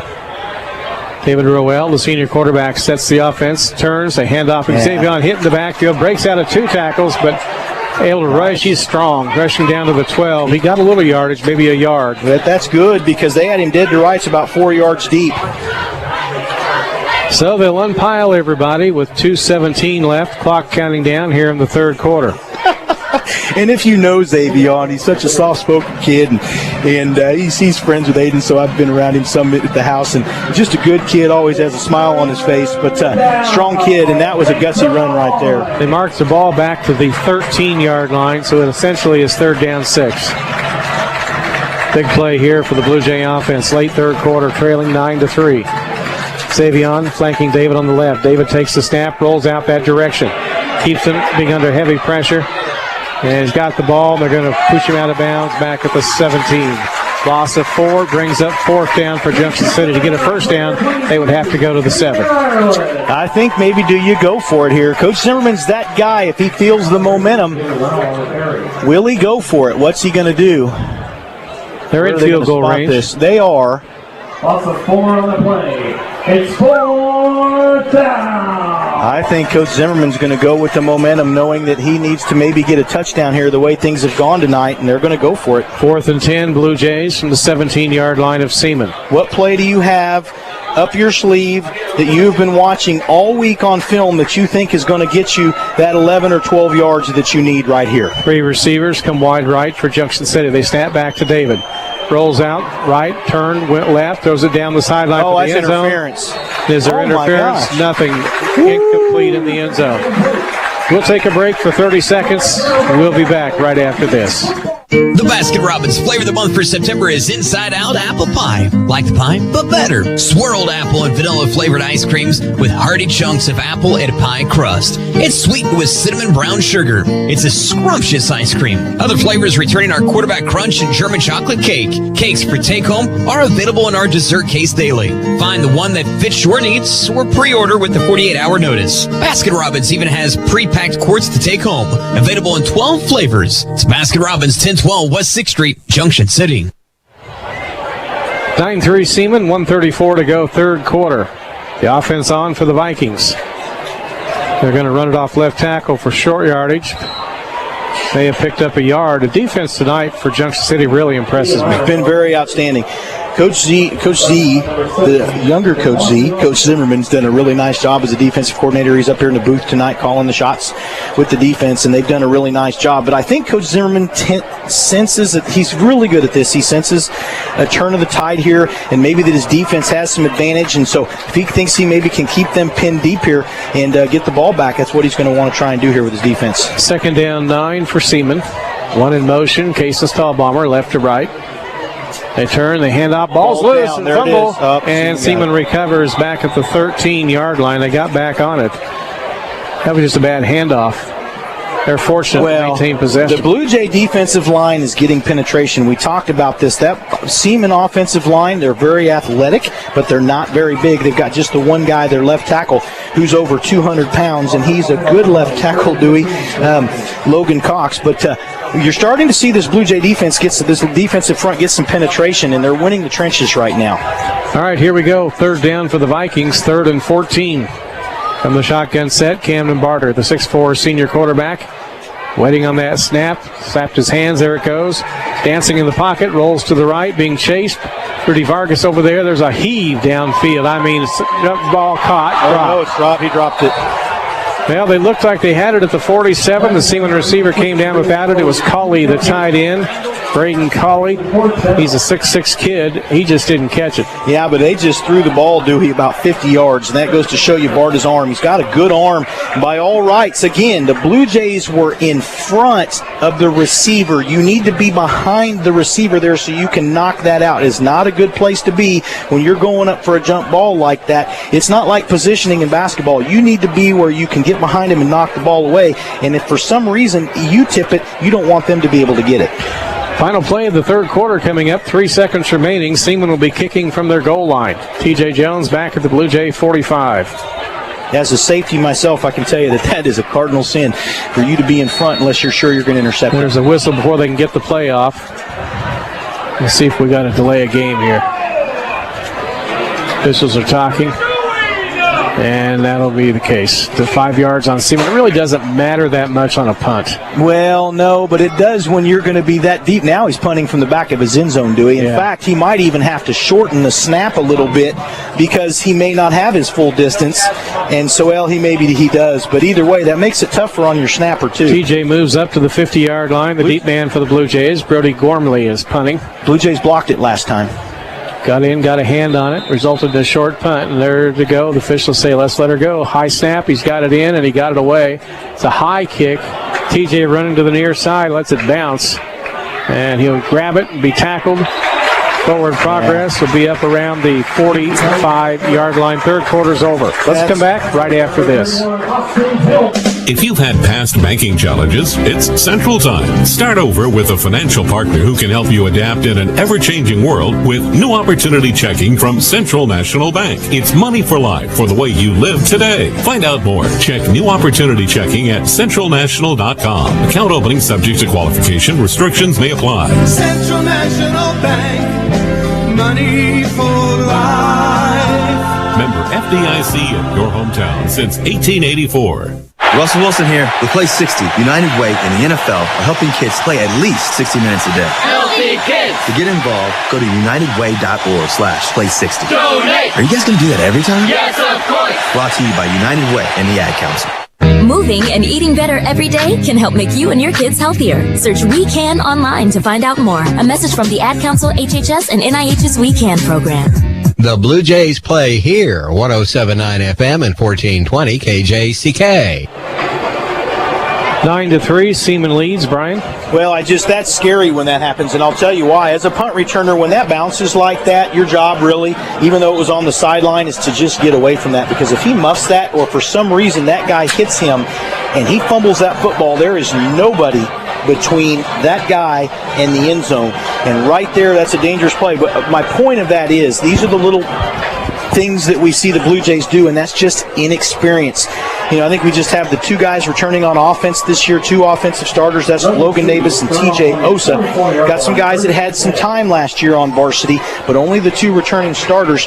The receivers, the entire backfield, the quarterback is all new. And you're seeing these little mistakes the Blue Jays making. That's just some inexperience, and they'll clean that up before the season's over. But, some of the same things we're seeing with the secondary on the defensive side, because that's the most experienced unit on defense. First and 10, Blue Jays. They're on 43-yard line. 43, first down as we start the fourth quarter, trailing 9-3. Lauren Sellers back to throw, trick play, throws it down the far sideline, looking for the receiver. It is dropped at the 27-yard line of Seaman. That was a good play call. It's one we saw them try to do once before this season. They just couldn't make the catch down there with Holloway. Well, I'm impressed with how far he threw that football. It really wasn't bad. He threw it to a jump ball situation, and Tyree's usually pretty sure-handed, and that time he jumped up and wasn't able to get it. He's got a couple touchdown receptions for the Blue Jays this year that he had in that Topeka High game. But Blue Jays trying a trick play right there. It almost worked. We've seen that play call 3 times, once to T.J. Jones throwing. Second down, it's the snap. They hand off to T.J. He's dancing in the backfield, breaks free, down the right side, coming up the far sideline. First down rush inside the 40, 35-30. They spin him around and finally wrap him up inside the 30-yard line at the 27. That was a great run. What that was right there was that Blue Jay offensive line doing a nice job holding their blocks, giving T.J. time to go left. That play was going to go left. Nothing was there. He instinctively moved to the right. His fullback saw him come back. And so Xavion did a nice job leading for him, getting a nice lead block. The offensive line held their blocks. TJ did the rest, and that was a really nice play. Blue Jays backing Seaman up on their heels here a little bit. Junction City really kind of controlling the momentum here in the second half. They do trail 9-3. All right, David Roel is set. Xavion Felton in the backfield. Putting on the snap. They rush it to Randall Banks. Slides past the line of scrimmage for 2. Down to the 25. It'll be second down 8. Yeah, Randall, too. We've seen him get some nice runs. His strength, he's quick and he's fast, but he's not as much outside. What he's really good at is reading the blocks up the middle of the field and making some nice little shifts and then maybe breaking something outside. But, the Blue Jays have a lot of potential with these ball carriers, and that's the thing. And the offensive line doing much, much better here in the second half. All right, here we go. Second down for Junction City. They look over at Coach Randall Zimmerman on the sideline, down his 28th year guiding the Blue Jays.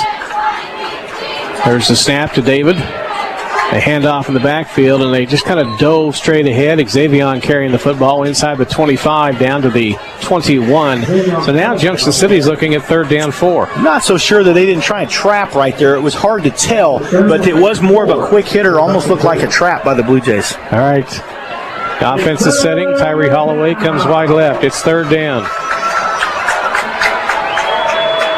Back to Rowell they go. He's dropping deep. Heaves it deep toward the end zone, but nobody down there. Just too far. He couldn't really see downfield. Fourth down and 4 coming up. So now you really have a decision. Do you want to set yourself up later in the game where you can get a game-tying field goal? So do you kick the field goal here, or do you go for the touchdown and see if you can try to get... They're going for it. Yep, they are. See if you can tie the ball game and the extra point gets you the lead. All right, we've got 9-3 Seaman, 10 minutes to go, fourth quarter. Blue Jays have moved the ball between the 20s. It's when you get down there closer, they're having trouble getting in the end zone. That's true the whole second half. Now Junction City puts 3 wide left. Xavion flanking David Rowell on the right. Snap to David. Throws it up the right side, and the ball intercepted at the 10. Run back to the 13. They were trying to get it to Xavion coming out of the backfield. It didn't work. And Junction City turns it over on fourth down. Seaman will be backed up in their territory. That's just well read. It was a very well read play. I didn't see the number of the player that got the interception. Was it number 3 maybe? for Seaman right there. Bryson Vaughter. He's a linebacker. Is that who got that? I think. I'm not sure. But it was very well read. He jumped the route. He knew that he was beat a little bit, and so he kind of hung side with him. And so you stay on the outside shoulder. So he did that very well. And then he saw the ball coming. He jumped the route. And so that's what you do. You keep yourself between the sideline and the player, and then you wait for that ball to be thrown, and he broke on it perfectly. 1st and 10, Seaman from their 13, still holding the 6-point lead early in the fourth quarter. Barta dumps the pass left flat, caught up at the 20 for a 7-yard gain. P.J. Vargas caught it. It'll be 2nd down 3. Defense has been bending but not breaking. They had one big pass they gave up back in the second quarter, and that's about it. Defense is playing outstanding tonight, Dewey. They just have to hold right here. They've got to get their offense another chance. They have to hold right here. Seaman's offense has been on the field an awful lot tonight, and the defense has done a really nice job. Touchdown and an extra point could win the ball game for Junction City if they can hold on defense. 2nd down, long 3. They're going to roll Barta right. He's being chased. He's trying to get rid of the ball. Doesn't know what to do. Now just dumps it out in the right flat. Defensive holding right there on the safety. Yeah, see, they're letting a lot of that happen in the secondary. So right there, you saw that. That's a little bit disappointing, and I'm going to tell you why. That could have easily been intercepted right there. Tyree Smith had an opportunity, and he was being held by the receiver from Seaman as he was trying to break back for the football, and so that was a lost opportunity right there. 3rd down coming up, long 3 for Seaman. They have the football in their 20. Must go up near the 24, between the 23 and the 24. Brody Gormley is wide right on the near side. He could be a big play receiver. Quarterback sets at his 15, takes the snap, wants to dump it out left flat. Pass is caught, and they're close to the 1st down at the 23. Vargas got it. It's just a little turn. P.J. Vargas. Take a couple steps and turn. It's almost like just a abbreviated comeback route. They're short. They're short, but he was able to make a nice reception there. So 4th down. Does Seaman gamble here? Looks like they're going to. 4th down, less than a yard. It's about a foot. They're going to let the clock run down and then decide probably what they're going to do. 8:42 and ticking down. How much time? 25 seconds on a 24. They could run this down and get this dang right down near just over 8 minutes. They're trying to hang on to a 9-3 lead here against Junction City in this Centennial League matchup tonight. That's what Seaman's doing. They're just standing out there. They'll probably call a timeout with 1 or 2 seconds left on the play clock. That's what, or on the game clock. That's what they're telling them right now, and then they'll probably decide if to punt it. There's the whistle. The timeout taken with 8:14 to go, fourth quarter. We'll take the break here. We'll break for 30 seconds and be back right after this. If you're looking to catch up or get ahead, think about second session classes at Cloud County Community College. Cloud County is now enrolling students in our fall 2021 second session classes. These 8-week courses begin October 11th and end December 9th and are offered online and face-to-face at our campuses in Junction City and Concordia and are perfect for students who want to pick up extra credits at an affordable rate. Contact our admissions team today to get enrolled in our second session classes. Stay close and go far with Cloud County. Well, the crowd's pretty excited on homecoming night here at Seaman. We've seen a good ball game, 9-3. Vikings lead the Blue Jays. And post-game tonight, we'll be talking with head coach Randall Zimmerman. As always, he'll be on Sports Saturday tomorrow morning at about 8:05 on 107.9 FM, 1420 KJCK. If you'd have told me, Dewey, at the beginning of this game, if you'd have told me last night watching film and all the different times this week I was sitting here trying to figure out how this game might go, if you'd have told me that there would be 4 field goals in this game and that was it and no touchdowns in the fourth quarter with 8 minutes and 14 seconds left, I would have been pretty shocked. Fourth down, TJ Jones is dropping back. It looks like Seaman has now decided to punt. Yeah, it's the smart thing to do. You don't want to make a mistake right here and give the Blue Jays, you're basically giving them the short field, even though it's the right thing to do. And that was very smart clock management by Seaman's first-year coach. He did a really good job right there, Jared Swafford. Brody Gormley is kicking from his 6. TJ Jones at the Blue Jay 36, the deep man. Seaman called a timeout. Looked like they were going to go for it, decided to run the clock down, and now there's the kick. Nice one. TJ settling under it, and he lets it go. He had to. Colley, the tight end, watches it bounce, and they'll down it at the Blue Jay 36-yard line. So 1st and 10 there for Junction City. Exactly 8 minutes remaining on the clock and plenty of time really to move downfield. Well, and I think what the Blue Jays did right there, Quavion Gilmore had an opportunity to possibly get in there and block that. He was going on a dead sprint toward the punter. He got penetration, but he stopped. So the Blue Jays either wanted the return on right there because Hayden last week, they on kickoff returns and on punt returns, they had a lot of luck returning the ball and got some big returns on Topeka Seaman last week. But I think right there they must have really wanted to try and get a return on, or you don't want to take a chance of roughing the punter right there and giving him the yards. And so it was the Blue Jays right there, I think, did not really want to block that. Injured player fell down for Seaman just walking up toward the line of scrimmage. So we get an injury timeout down on the field. We'll keep it here. Probably a cramp. 8 minutes to go in the ball game. I would guess you're probably right. He's setting up. He just kind of crumpled to the turf. We'll identify him when he gets up. Junction City's got time to draw up a whole series of plays here. That's a good thing. Big thing is the passing game really hasn't been effective. TJ Jones has ran great, and he's got some good blocking, too. What do you think, Brian? Well, I'm looking to see what might be wrong with him. They're not stretching him like it's a cramp. They're not really. He's just sitting there. He's sitting there. Maybe he's tired. Yeah, or maybe he got hit in the head and they're making sure he's, maybe he's a little dizzy or maybe he's dehydrated. I don't know, but he's sitting there talking to everybody, and so I'm not sure. He's not in any distress, it looks like. Well, he's getting up, kind of wobbly, and they'll help him to the side of the field. The player we're talking about, Kason Hassenkamp, he's a lineman, 5'9", 175-pound junior. So the Blue Jays come back out on the field. Now the offense can go. 1st and 10, trailing 9-3, exactly 8 minutes to go. They have the ball on their 36-yard line. Demarion Sellers wide left, Tyree Holloway wide left. No reason to panic here. There's still 8 minutes left. Their defense has done a good job. It'd be nice for them to score here, but they just need to take their time. They don't have to rush this. They don't want to make any mistakes. They've got Logan Davis in there playing tight end now. All right, Junction City sets the offense, one in motion. TJ to the far side. Blue Jays run right up the gut. Nice run by Randall up across the 45. Kind of spun his way forward, and they pushed him back. They're going to put him at the 45.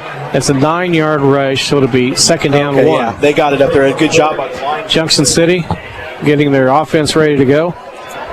2nd down, short distance. This was a good first down, Brian. Well, it was a nice job right there by the line just because he did give him that extra yard that he got on forward progress. Here they go. They're moving quick. 2 in the slot.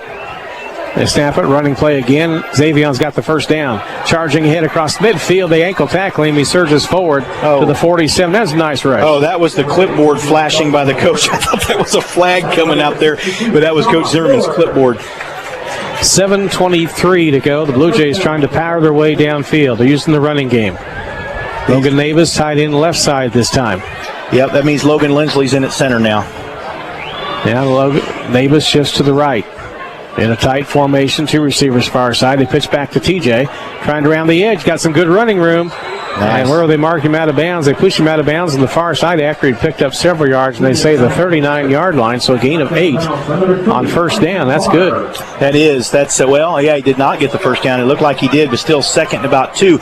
You can see now the Blue Jays having some success moving the ball, and they've got some fresh guys in there, too, doing some of the blocking.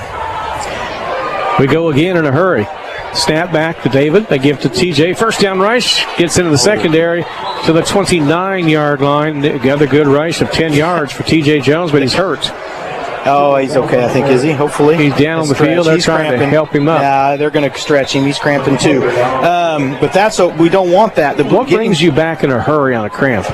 What brings you back in a hurry? Well, usually at that point in the ball game, it's an IV is what you really need, but you're not going to get that in high school. So, if you're that depleted, but that's where they're out there stretching TJ, and it's unfortunately not a good time though, because the Blue Jays have the momentum. They're going, and that's where even though you've got that cramp, you want to do everything you can in that situation to get off the field. You fight through the cramp and get off the field because the Blue Jays had some momentum right there, and now they're going to take some time stretching this cramp. But again, things that will be learned from an experienced varsity team as they go on through the season. 7 minutes, 5 seconds to play in the 4th quarter. Blue Jays down 6. Touchdown and extra point could win the ball game tonight. Nobody has scored a touchdown in this game so far. Jackson says they need mustard. He was telling us about the mustard story when tennis and all that. And they say he was a tennis player. Yeah, he was a good tennis player. But they use mustard. And so there you go. That's his answer is mustard. I didn't like mustard. I like ketchup. Yeah, the paramedic in me saying IV. But anyway, really they're really stretching him out. Just get him up, get him going. He runs fast and he runs hard. I'll tell you what, and that's what I was just getting ready to say. You're starting to see the Blue Jays maybe a little more fresh at this point in the ball game. But Seaman does have some players going both ways. They've got some linebackers and some secondary players and a couple of those linemen that are playing both ways. And we've talked about this two platoon late in the ball game and how sometimes that does play into Coach Zimmerman's advantage. But TJ now walking off the field. He is, but that's okay because we know Randall Banks can run the ball very, very well too in there. And Xavion's pounding the ball. And so let's just see what happens. Randall Banks comes in at the I-back, tailback spot. Xavion flanking David Roel on the right as they set the offense. One receiver wide to the far side. Davis goes tight in on the right far side. Roel looks at the sideline. They put Banks in motion. Davis going to run up the gut. Got into the secondary. Great run. Inside the 20. They grab him by the knees and bring him down. He's tackled at the 16. They go for 13 on that rush. That was a good play. So they sent Randall Banks as a decoy, sprinting out in full motion towards the sideline of the field, and that got some of Seaman's attention, and they just went right up the middle with the quarterback. 1st and 10, Blue Jays driving. Roel keeping on the race off left tackle at the 10. Hit, stop after a 6-yard gain. He had that ball tucked in tight. And that was a good hit right there by number 23. We talked about him all night, Caden Ireland, running the ball. But he's playing both ways, too. A lot of these Seaman players playing both ways. Sellers, Holloway go wide right at receiver for Junction City. Banks staying in at tailback for the Blue Jays. Davis switches left to right at tight end. Wide side of the field. They snap to David, goes that direction, turns up the middle at the 5, dives inside the 5, penalty flag. He's still on his feet. He gets in the end zone for a touchdown signal, but we have a penalty flag. It's on the Blue Jays. Yeah, but back at the 7. Blue Jays are heading back upfield. That's a good hard run with David. Legs up high, churning. We'll see what they call here. The two officials conferring down at the 8-yard line. 6:22 to go. It was a second down rush for Junction City, 2nd and 4. Official says holding, 4th holding call tonight on Junction City. 10-yard penalty from the spot of the foul. So now they got to march it off. They're talking with Seaman. They will take this penalty for sure. Looks like they'll march it off from about the 7. So all of a sudden, Junction City makes a mistake, driving into the end zone. They had a touchdown on that play. And the ball comes back. They put it at the 17-yard line. Now they can get a first down at the 7. This is a situation where the Blue Jays, unless they get close and can't get in, they really need a touchdown. Snap to Roel, pitch wide right to TJ. He's back in off the right edge. 10, got the first down, 5, and they're going to roll him. He goes into the end zone now. Is it a touchdown? Yes. TJ was being thrown out of bounds. He spun back, came down the right side of the field into the end zone, and Junction City has tied this ball game. That was a quick pitch, and you could see it. Coach Zimmerman going for that touchdown. I think he felt the momentum there. That was big. Great run by TJ. Second effort at about the 3, made contact, was able to spin off and get in. We've seen him do that all night. Aiden Field to kick the extra point. Demarion Sellers will hold. Junction City trying to take the lead for the first time. Snap is good. Oh, they fumbled the snap. Aiden's kick is up, and he did not get it. Yeah. Oh. That snap was kind of bobbled by Demarion, and Aiden kicked it wide right. Stays tied at 9. Tough deal there, and Junction City will have to kick off. Well, the snaps have been a little inconsistent. We've seen that, but that was also pushed a little right. So Junction City and Seaman, we could be headed toward an overtime ball game. Haven't had one for a while. Blue Jays will huddle up over on the far side of the field. I just saw Demarion try to catch the ball, and he kind of juggled it a little bit. Well, and that's been happening some, but that's okay. I mean, it's you get the ball down and have a chance to kick. Can you usually make it? He pushed it wide right, too, so that's just all around there. The snap, maybe the hold juggled a little bit. It's just, that's why people don't realize how important that is that, you got to have the blocking to keep guys out. You got to have a good snap. You got to have a good catch, and you got to have the kick on. So Aiden Field will kick off from the 40-yard line. Talking to the official for just a moment. This ball game could come down to a field goal. It could. 6:09 remaining now. It'll be Seaman receiving the kick. P.J. Vargas, Caden Ireland going back deep. The starting running back for Seaman, Adrian Poulter, was knocked out on a hard tackle in the first quarter. Hasn't been back. Aiden will kick off.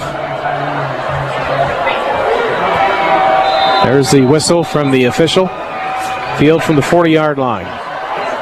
Boots it down the far side of the field, and it goes down to about the 17. Seaman trying to run it back. They've got a return going. Caden Ireland up across the 25, 30. Finally tackled at the 33, brought it back about 16 yards. Well, the Blue Jays did a good job.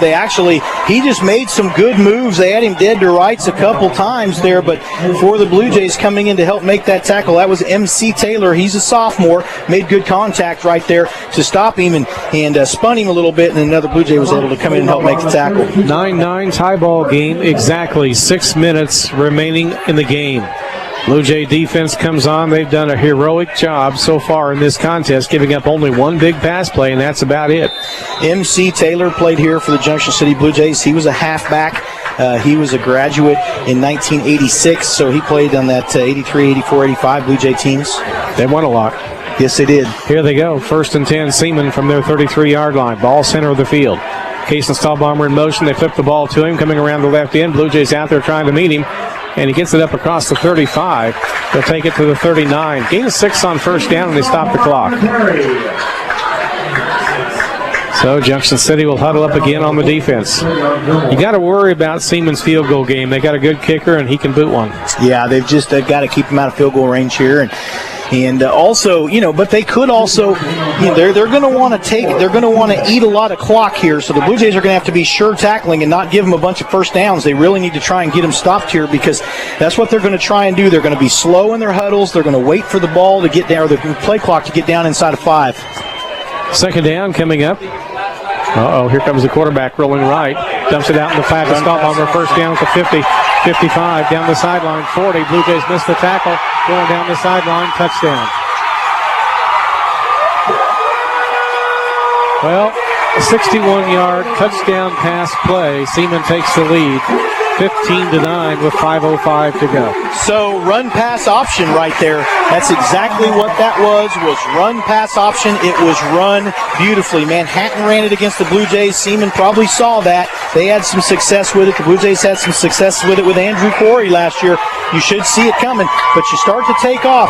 The danger in that is, are they over the line of scrimmage when they throw the ball? So the quarterback has to have great awareness, and Camden Barta did right there and did a really nice job. And then the rest of the way, the receiver that caught the football did a great job getting the touchdown. Gavin Wilhelm on to kick the extra point.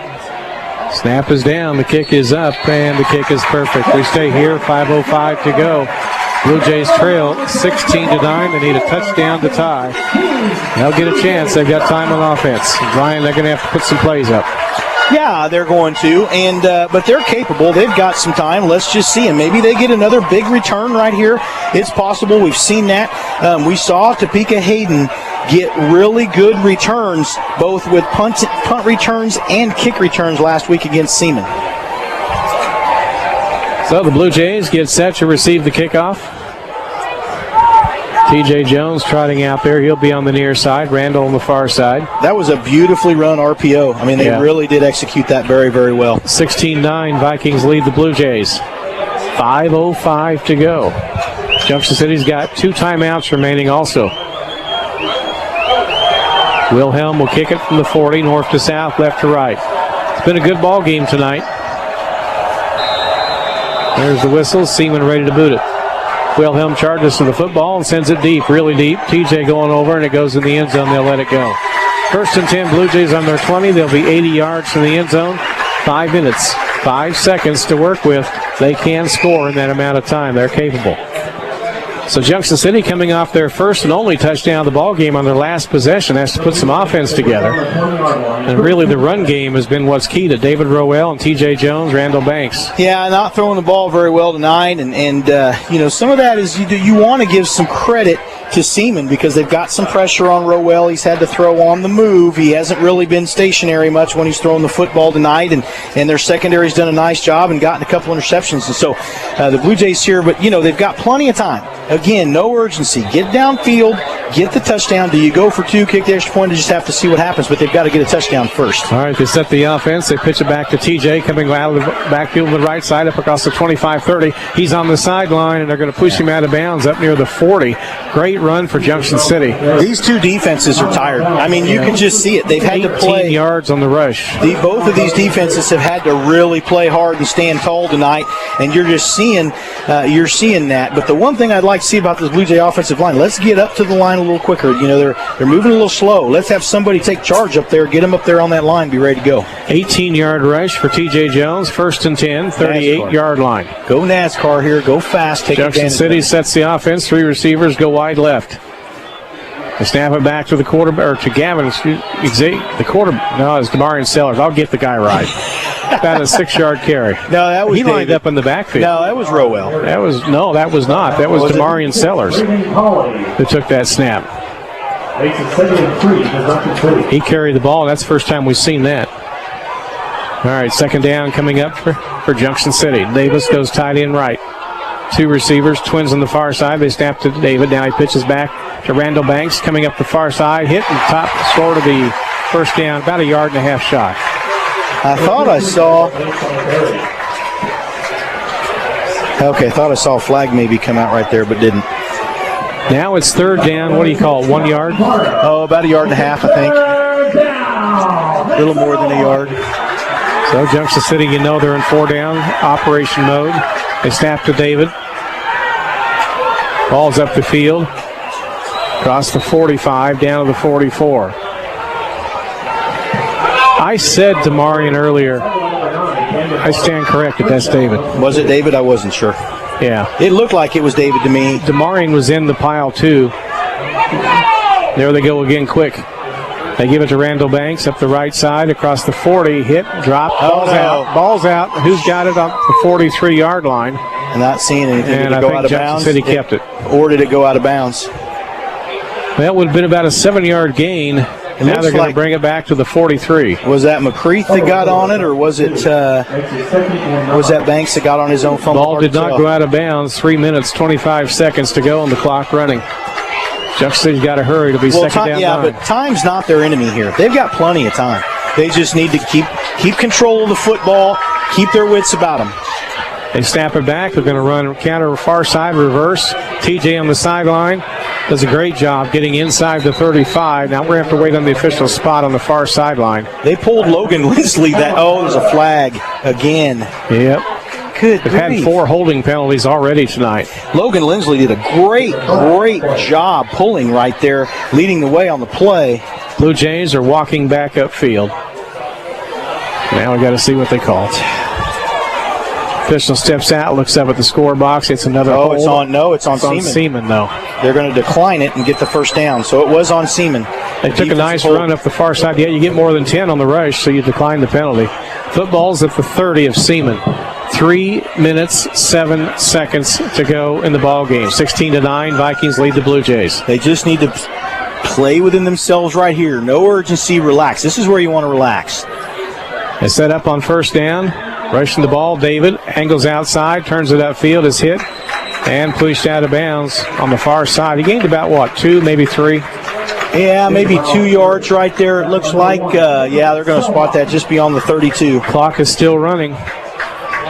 Or is that the 31? He did not get out of bounds before forward progress was stopped, so the Blue Jays have to set it up. 2 minutes, 40 seconds to go. The clock is not the enemy here. There's the snap to Ruel. Pitch back in the backfield. Jefferson's got it on the near side, inside the 25 to the 21. TJ had to reach behind him and grab the ball like a basketball. He pulled it in and took it down to the 21, just shy of the first down. That was amazing. That was huge right there, because if he'd have fumbled that, Seaman would have fallen on that for sure. But it was well behind him and going a little quick there. And here they go. Rowell pitches over to TJ, dropped it. Ball's on the ground. TJ's got it back at the 26. Now it's 4th down and 6. But that's what I mean. Slow down just a little bit, guys. You got plenty of time. Now you've made 2 huge mistakes. It's 4th down, and you've got to go 6 yards for the first down. That's just Timeout, Junction City. That's what that is, dude. I don't want to keep harping on this, but it is. It's just inexperience. Injury timeout, correction. Is that what that was? Seaman player is down at the 20. So, but that's, you just slow down. That's guys being in a situation. Last year on JV, they didn't really have very many close games, and so, some of these guys haven't really been in this situation before, and this inexperience is starting to show. You just need to slow down, play within yourselves, and relax. You've done a great job moving the football here. Seaman gave you a favor and gave you a penalty, and so, now with the Blue Jays about 4th and 5.5 or so, they just need to make sure they don't make any mistakes right here and get the first down. Well, we've got a timeout with 1 minute, 57 seconds to go.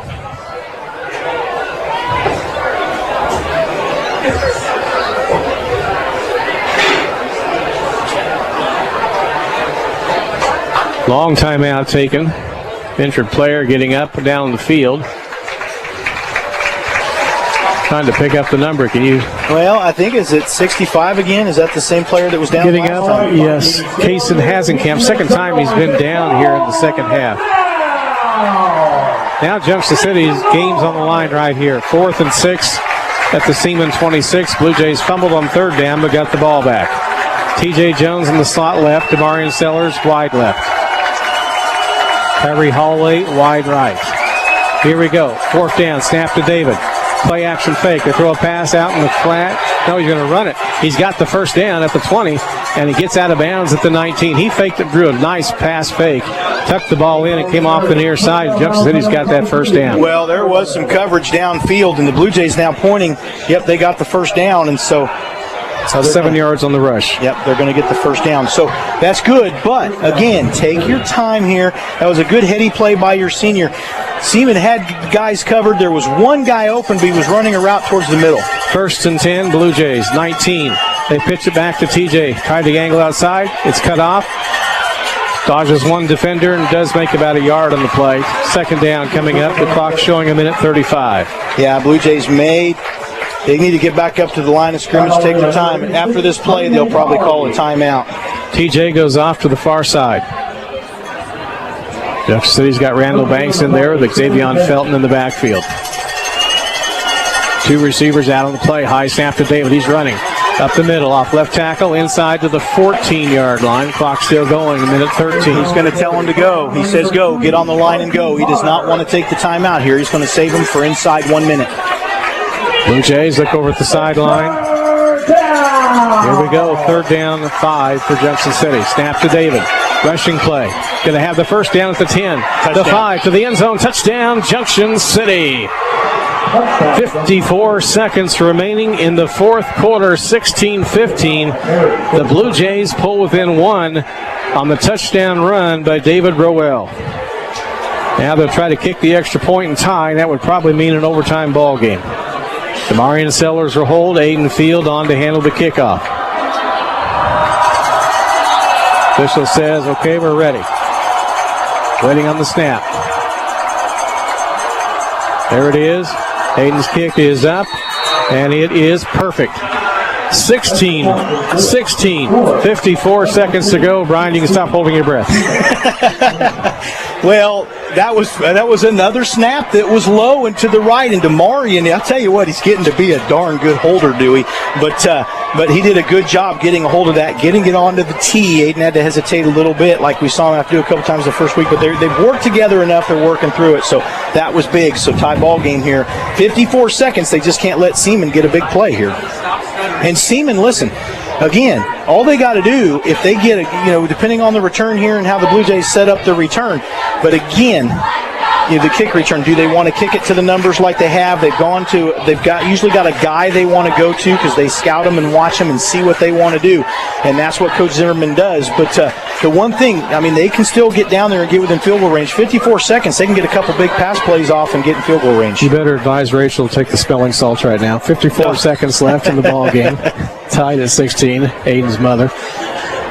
And Junction City still huddled up around Coach on the far side. Seaman's out on the field. Here comes the Blue Jay kickoff team. You got to get it to overtime with the defense. Haven't had an overtime game in a long time for Junction City. I remember one we lost to Seaman back at the old Al Simpler Stadium a few years back. Went for 2 and didn't make it. We had the overtime game that we won against Manhattan. That's been about 5-6 years ago, I think now. It's hard to believe, but it has been. All right, here we go. Aiden Field will kick off for Junction City. And there's the boot, and I think we got whistles on the play. Official throw flag. Junction City. They'll kick them back 5 yards. That's the kind of mistake you want to avoid. Well, they were trying to squib right there to see if they could jump on it. We've seen the Blue Jays do that before. They'll kick the ball right about the 40-45-yard line and see if they can jump on it. Don't think they're probably going to try that now because the surprise is gone. But the Blue Jays, the right side of that kickoff team, was trying to hurry to get there because they knew that's what they were trying to do. I'm guessing that's probably where the motion was. All right, the kickoff coming from the 35 after the 5-yard penalty. Really important for Junction City to try and get out of here with a win against a good program, Seaman. Aiden has the ball teed up. Deep man back at the 20-yard line for the Vikings. There's the kick, angling down the middle. Comes to the near side, drop out of bounds, though, off the Seaman receiver. That's why they do that. They lose it out of bounds. Trying to catch it was Adonis Van Leeuwen. Had trouble with that name all night, but that's it. Don't kick it to your deep return guys. That's why they kick the ball, the number areas, the 20, the 30, 25, somewhere in there. Kick it to those upbacks that aren't used to fielding the ball. That kid dropped that ball. It went out of bounds. Luckily for him, had it come forward, there were several Blue Jays right there that could have jumped on the football. 53 seconds, 1 second ticked off the clock on that play, and the Blue Jay defense comes out. Camden Barta will set his offense, the senior. Good quarterback. Sets up at the 25 of the Vikings. Shotgun set. 3 down linemen for the Blue Jays. Everybody else in pass defense. Barta to throw on the near sideline. It's Brody Gormley. Keeps up the field. Keeps charging. Gets to the 40. First down. Gain of 10. That's a nice little run after the catch. 46 seconds remaining on the clock. They move the chains on the far side of the field. Seaman will set it up again. 16-16 tie. Here we go on first down. Clock running. Snap to Barta. 3-step drop. Flushes right. Looking back behind him. Dancing in the pocket. Throws it deep on the far left side, and it's tipped. Good pass defense by Junction City. Yeah, but again, our safeties cannot let those receivers get behind them. They cannot play in front of those receivers. Deep is the deepest man. That's your job as a safety. Stay behind the guy. That's 3 times tonight they've been lucky enough to get a hand on that ball on a jump ball. But Terrence Tedder knocked the pass away. That little kid can really jump. He can. He's a basketball player. All right, here we go. Second down 10. Barta wants to throw again. Dumps it out left flat. Ireland's got it. Trying to come around the end. The Blue Jays are going to be there to greet him after a short gain of about 3. Clock stops, 26 seconds to go. Third down, 7 coming up for Seaman.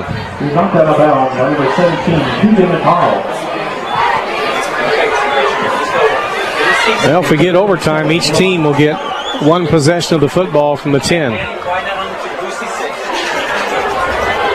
We're not there yet. 26 seconds remaining.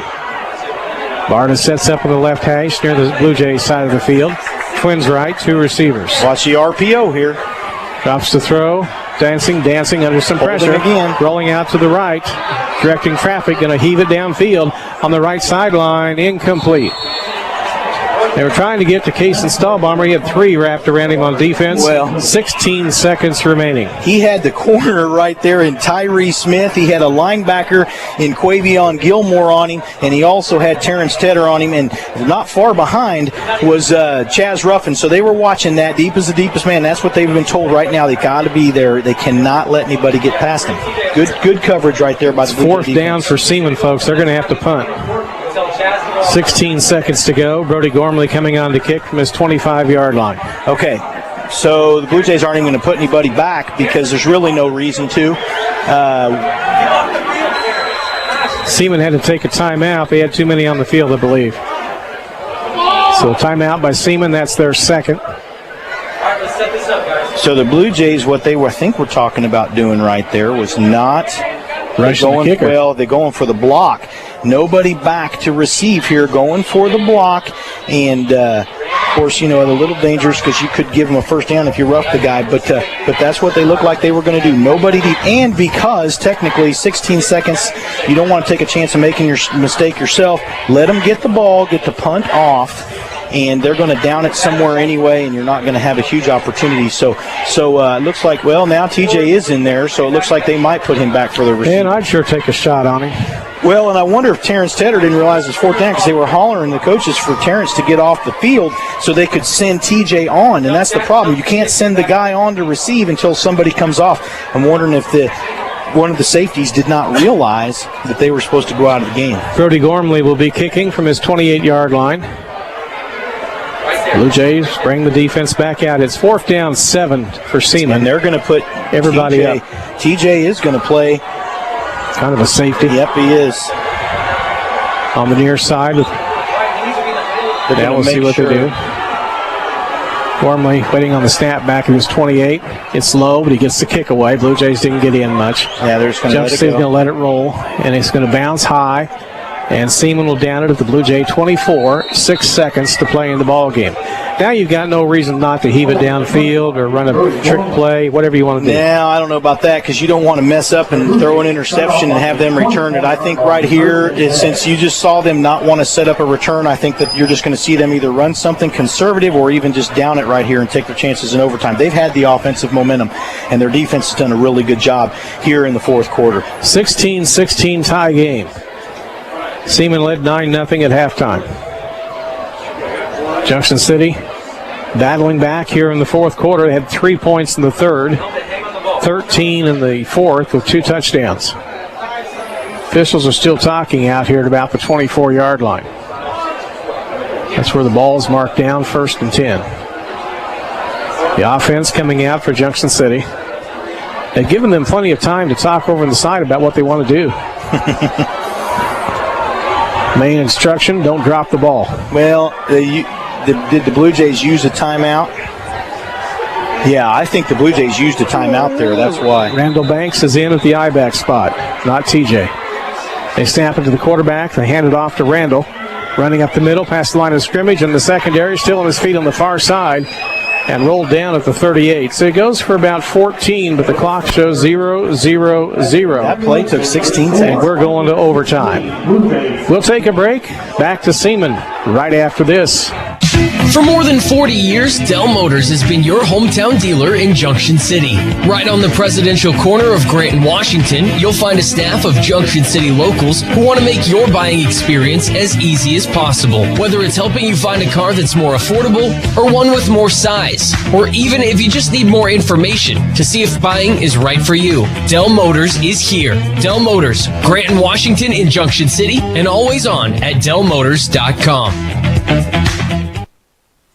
Baby boomers, are you fit for everyday life? Whatever you dream of doing, it will require functional abilities. My name is Jimmy Parker, and my passion is working with senior adults to build strength, endurance, flexibility, and functional fitness. I teach yoga, strength training, and even offer one-on-one sessions. I know the importance of staying healthy and safe in these times, so I take extra precautions to ensure safety for all. Classes are socially distanced, and I always have your best interest in mind. Call or text Jimmy Parker Fitness to set up your free consultation at 375-6649. And we're back at Seaman, tied at 16, headed to overtime. First one in some time. I can't remember the exact last time that there was one, but you got to decide who gets the ball. The other team gets to decide what end of the field they want to defend. Typically, when you have these overtimes, the winning team will take the defense first. That way, when they get the ball, they know exactly what they've got to do. Did we have a overtime game against Hutch in the playoffs? We did. That's been about, that was Baylor Wilkie. I think that was his sophomore or freshman year. Yeah, so. We went for it and did not get it in. Yeah, we went for 2, I think, at the end there. Was that an overtime game or just the last few seconds of the game? Was it? We had one down at Goddard, too. All right, Braden Colley, the tight end's out talking to one of the officials. Junction City is still conferring on their side of the field. Now, there's no more clock factor. There's no time. Each team will get 4 downs. Yep, and I think 1 timeout per. Seaman came in 2-0. Junction City 1-1 on the season. Blue Jays looking forward to playing their first home game at Blue Jays Stadium next Friday night against Washburn Rural. Seaman owns victories over Highland Park and Hayden, and everybody just kind of waiting. One official's over on the far side talking to Randall Zimmerman. One talking to the Seaman coach here on the near side. Just kind of waiting to see. Braden Colley is out there, the tight end. He'll represent Seaman here. Don't know who's coming out for the Blue Jays. Looks like they may send all 4 captains out. So we got the size advantage in this match here. They'll flip a coin to determine who gets possession, who takes the field position. Osa, McConnell, Ruffin, and Roel. It's been a good ball game tonight. Going to the extra session. They're going to flip that coin, and then we'll get the signal from the official.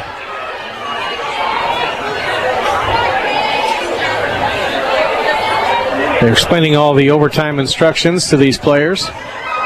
In overtime, both teams will get a chance from the 10-yard line to have 4 plays.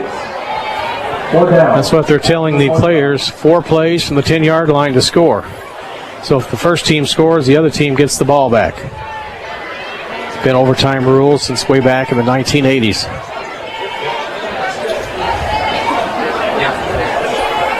Well, and if the first team doesn't score and the second team doesn't score, you go into an overtime. If you know, don't do another coin flip, and you do it again. You get to pick who has the ball, and then you get to pick the end. So, who usually the team that wins the There's toss. the toss of the coin at the 50-yard line. They're showing it to all the players. And they're talking to Seaman. Now we look over at the Blue Jays. We haven't gotten a signal yet. Yeah, one of them took a side or the ball. Whoever won the toss. Normally, if you win, you want to be on defense, but we'll see. Well, it gives you the opportunity to know what you need to do. Yep.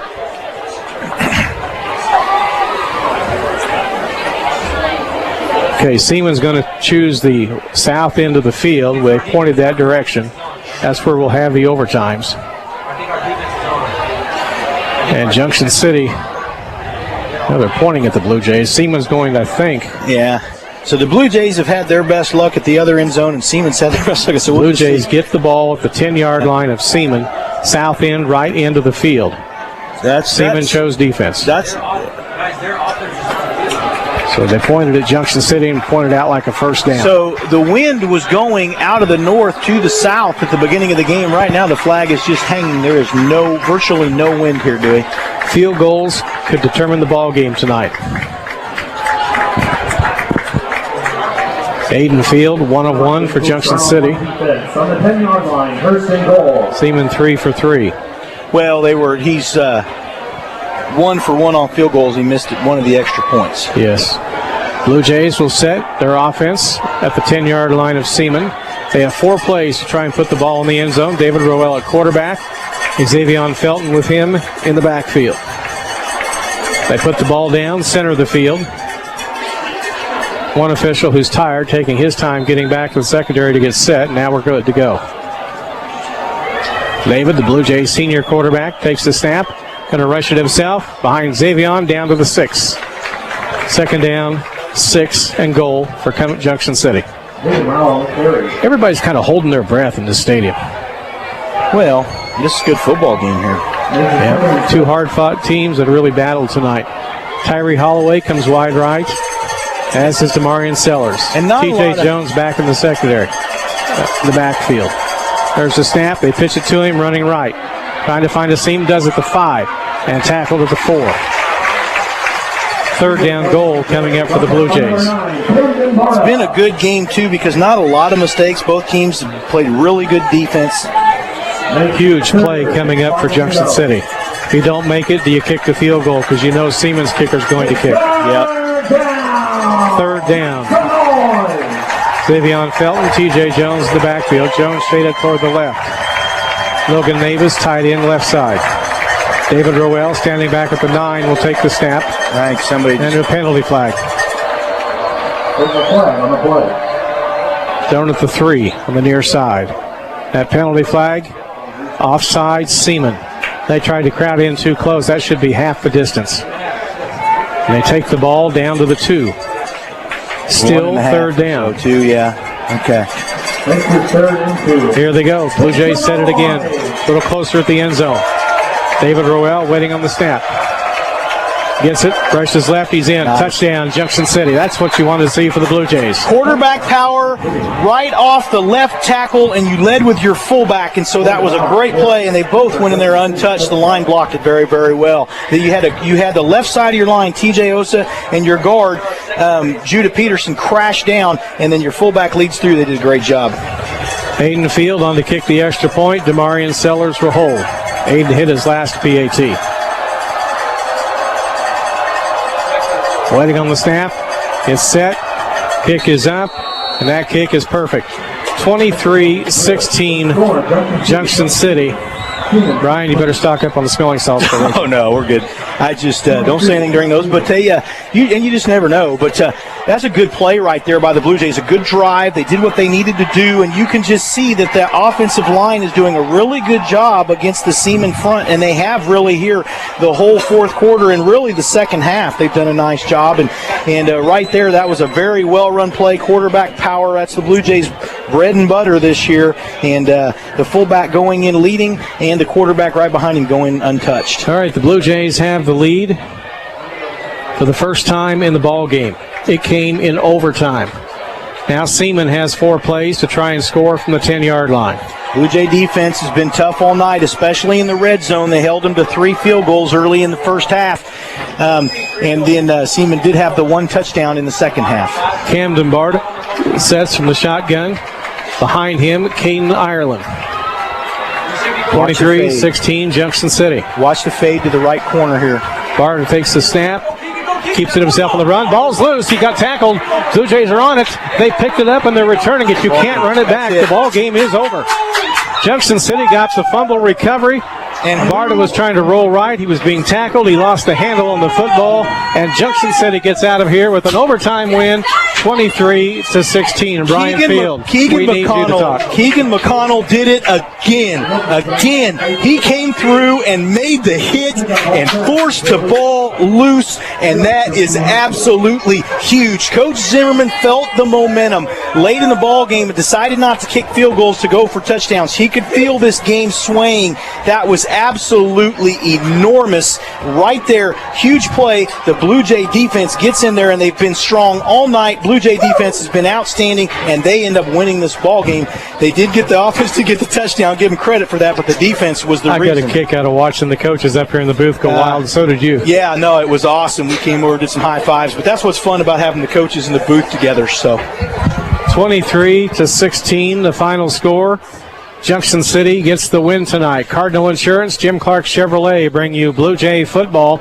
We'll take a break. We're heading toward postgame presented by Valor Automotive right after this. If you're looking to catch up or get ahead, think about second session classes at Cloud County Community College. Cloud County is now enrolling students in our fall 2021 second session classes. These 8-week courses begin October 11th and end December 9th and are offered online and face-to-face at our campuses in Junction City and Concordia and are perfect for students who want to pick up extra credits at an affordable rate. Contact our admissions team today to get enrolled in our second session classes. Stay close and go far with Cloud County. Junction City Abstract and Title Company is your local title insurance and real estate closing agency. Junction City Abstract and Title has been serving Junction City for over 60 years, handling both closing and settlement all under one roof at 807 North Washington Street in Junction City. Junction City Abstract and Title is proud to sponsor Blue Jay Athletics and the athletes as they have worked hard to stay safe during an unprecedented year. Have a great year both on and off the field. Go Blue Jays from Junction City Abstract and Title. Hi, this is Dustin Zeck, owner of the all-new Valor Ford Lincoln in Junction City. At Valor Ford Lincoln, you will find a car buying experience unlike anywhere else. Our non-commissioned sales team is ready to help you find the right vehicle that fits your needs and your budget. Our team makes the process easy, enjoyable, and transparent because your time is valuable, and buying a car from a company you can trust is important. Shop our inventory online at valorford.com or see us off exit 295 on I-70 in Junction City. Driven by integrity, we are Valor Automotive. Woohoo! All right. What is it? I got into state. Yes. What's the other letter? Oh, no! If you're a young man and fail to register with Selective Service within 30 days of your 18th birthday, you will not be eligible for financial aid. No. To register, visit sss.gov on your computer or smartphone. It's quick, it's easy, and it's the law. And welcome back to Seaman High School for the Valor Automotive postgame show here tonight. The Blue Jays win in overtime over Topeka Seaman 23-16. And I'm going to talk about the Cardinal Insurance Player of the Game, Brian Field. Yeah, well, before I do, I just want to say one thing. So this game, we talked about inexperience. And last week, losing to Manhattan, coming back, doing what they had to do tonight, especially here in the fourth quarter. The offense stepped up big, got the touchdown in overtime, and then got 2 touchdowns late in the game in the fourth quarter. And then the defense stood tall all game. This is the kind of game that your inexperience goes away. Confidence will start to instill. They learned some things tonight about themselves as a football team that will give them some confidence, so that's huge. Now to the Cardinal Insurance Player of the Game. Usually we try to just pick one, but I got to pick 2 tonight. And I know Keegan got it last week, but he had a huge game tonight. He forced 2 fumbles tonight. In key situations. And so the first player of the game tonight, we're going to give it to 2 guys tonight because it's hard to decide. Keegan McConnell, the Sam linebacker for the Blue Jays, and then the other player that we got to give props to because he was back there coaching in the secondary all night. Your senior leadership in Chaz Ruffin. That strong safety, you could see him back there making sure as the game was progressing, talking to his other secondary players, the 2 corners and the free safety, the other safety, leading them and teaching them and coaching on the field and being that senior leader, and that is so huge. And late in the game, you saw that really play out. He got the interception, which was big at one point too, and was also directing traffic back there. And so our 2 Cardinal Insurance players tonight, the co-players of the game, senior linebacker Keegan McConnell, and senior safety Chaz Ruffin. You're listening to the Valor Automotive postgame show. We'll take a break and come back with more right after this. For far too long, animals on farms and ranches were not afforded protections to ensure their humane treatment and care. Luckily, times have changed, and more farmers are raising their animals in accordance with American Humane science-based standards, which offer ethically driven consumers humanely raised products. The next time you're in the grocery store, be sure to choose foods that are American Humane certified. To learn more, please visit AmericanHumane.org. I got smart about mortgages. Now, it's my house I go home to. I got smart about college. Now my kid's off to a great start. When it comes to your money, whatever you want to get smart about, you can find it at smartaboutmoney.org. I got smart about health insurance. Now both my finances and I are healthy. Smartaboutmoney.org is a free online resource from the National Endowment for Financial Education. We're an independent nonprofit foundation dedicated to helping people just like you get sound information about money. I got smart about protecting my job. Now, I'm doing better than ever. For everything from how to build an emergency fund to how to deal with job uncertainty, smartaboutmoney.org has the answers you're looking for. I got smart about credit cards. Now paper or plastic has a whole new meaning. Smartaboutmoney.org. The easy place to start when you want to get smart. And we're back in the Valor Automotive postgame show here tonight. We do want to tell you Dell Motors, Junction City Abstract and Title, Rex's Auto Sales, Cloud County Community College, all support Blue Jay football. And Brian, this is a huge win. In another way, we get down to the end of the season, this victory might make a difference in a home field versus road game in the playoffs. Well, yeah, it does. But I think more importantly, Dewey, it just goes to the development of your football team. You know, we saw some hanging heads, there in the fourth quarter. We saw some guys a couple of times not really hustling up to the line. And what that is right there is just, it's I don't want to say it's a lack of confidence, but it's just not being fully confident in who you are. And Coach Zimmerman trying to get him to go NASCAR, trying to get him up to the line, trying to keep the big momentum. And what you saw there at the end of the game were 2 things. You saw, in my opinion anyway, you saw the Blue Jays gain more confidence as they saw that they could do what they needed to do in the football game. I also truly believe this, and I know I talk about this all the time, Dewey, but I believe this wholeheartedly. Seaman players were going both ways. I think they were getting tired. The Blue Jays 2 platooning. is won so many games in the fourth quarter for Coach Zimmerman, and I believe that was the case here tonight, too. Junction City wins in overtime over Seaman, 23-16. Coach Zimmerman is on his way up, and Brian will let you change out the headphones. Not quite here yet, but he's coming on the way. As Junction City improves to 2-1 on the year, Seaman falls to 2-1. We have a moment next Friday night. We're at Junction City hosting Washburn Rural at the new Blue Jays Stadium. It will be a 6:30 broadcast time and a 7 o'clock kickoff. We get to work in a brand new press box next Friday night. Looking forward to that at Junction City High School. Coach Zimmerman is joining us. We'll get him mic'd up and talk about tonight's win. The Blue Jays get it 23-16 over Seaman in overtime. And first of all, Randall, congratulations. That's a good win. Thank you. I'm very, very, very proud of this group of kids. And I mean, they played so hard. And they played so hard tonight. We did not play well offensively, especially early. Couldn't get into a rhythm. We had a lot of things going, but could have had a lot of things going, but they played hard. Our kids played so hard and played an outstanding second half against a very, very, very good football team. Let's talk about the decision on David on the touchdown run, the play call. Well, that was on Coach Coheen. We were going to run one of two different plays, an ISO on your inside backer with David carrying the ball, or toss the ball.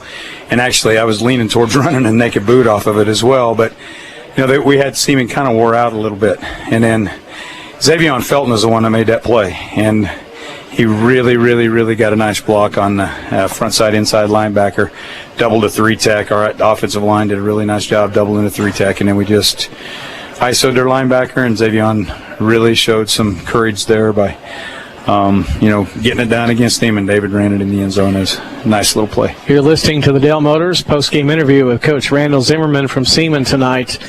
On defense, you knew they had 4 plays, but you caused them to cough it up on that first down. Yeah, that's just a great call by Ty up here in the booth, and he's really seeing things really quick. He's so organized, and it's a matter of us getting our kids to play together, to play their assignment, to eliminate excuses, play very unselfish, and those kind of things. We had opportunities in the game. Defensively, though, we played so well. It doesn't really matter if you have something, you call it, and the kids don't execute it as it's called. But there in overtime, our kids did that. In the second half, we were much better with that offensively. The only thing that we needed to get going offensively is getting more of a rhythm. We were so slow running plays, and we had them so wore down. We just wanted a fast rhythm. Ball gets spotted, whistle gets blown, run the play, and let's go. And we struggled with that a little bit, but I'm very, very proud of how hard our kids played. Coach Ty Zimmerman, what did he call on defense that worked? Well, he brought lots of pressure. He brought outside backer pressure, and then kept the defensive end on the outside. And it's just a little slant call, so the 3 guys up front slant will bring backside pressure, and it came from Keegan's side. We had been doing it during the game, but on that call, he put him up to the upfield shoulder of the quarterback. Instead of going at the running back, we took chances, and we went to the quarterback, thinking the quarterback, if they're running zone read, the quarterback is going to pull it, because we'd been doing a halfway decent job with their back inside, and then and it ended up being a boot. Keegan made a great play stripping it from the backside. He really did, and we got to celebrate Keegan's effort. That play, the scoop or the recovery by Holloway, Jalen Holloway. But the biggest part of the play was our secondary, who had the route covered. They were running a little fade flat route, had it covered, safety rolled to it, and forced the quarterback to hold the ball just a little bit longer than he wanted to. I thought Keegan played well, and as Brian pointed out, Chaz was doing a good job quarterbacking that secondary. He really did. Chaz really grew up tonight. He really did, and Keegan plays so hard all the time. We really fed off of his energy, and Jalen played really hard. Those defensive linemen really played hard. And our backers, I think, were better tonight, a lot better. Especially after the second drive of the game. They were moving the ball a little bit. Our eyes got a little bit too busy and we're getting outside too much. But after that, I thought they really settled in. And secondary-wise, we had a huge chore. We have 2 5-4 corners, and they're, defended 6-6. and then on the other side 6'2", that's very, very fast. And they did a nice job. I don't know how many balls that 7 caught, but it wasn't very many. It was not very many, and he's their primary guy. Got to be looking forward to coming home next week. First game in the new stadium. Yes, we're a little road weary. 4 weeks in a row. Hayes, Topeka, Manhattan, Topeka. Those are not long trips, but we're looking forward to a home game for sure. All right, well, congratulations. We'll talk to you tomorrow on Sports Saturday. Thanks, dude. Thanks for having us. Randall Zimmerman will be on in the 8 o'clock hour. Tomorrow morning we get going around 8:04, 8:05, and he'll be there, and we'll talk with some of the Blue Jays as well as we lead off Sports Saturday talking about an overtime win for Junction City.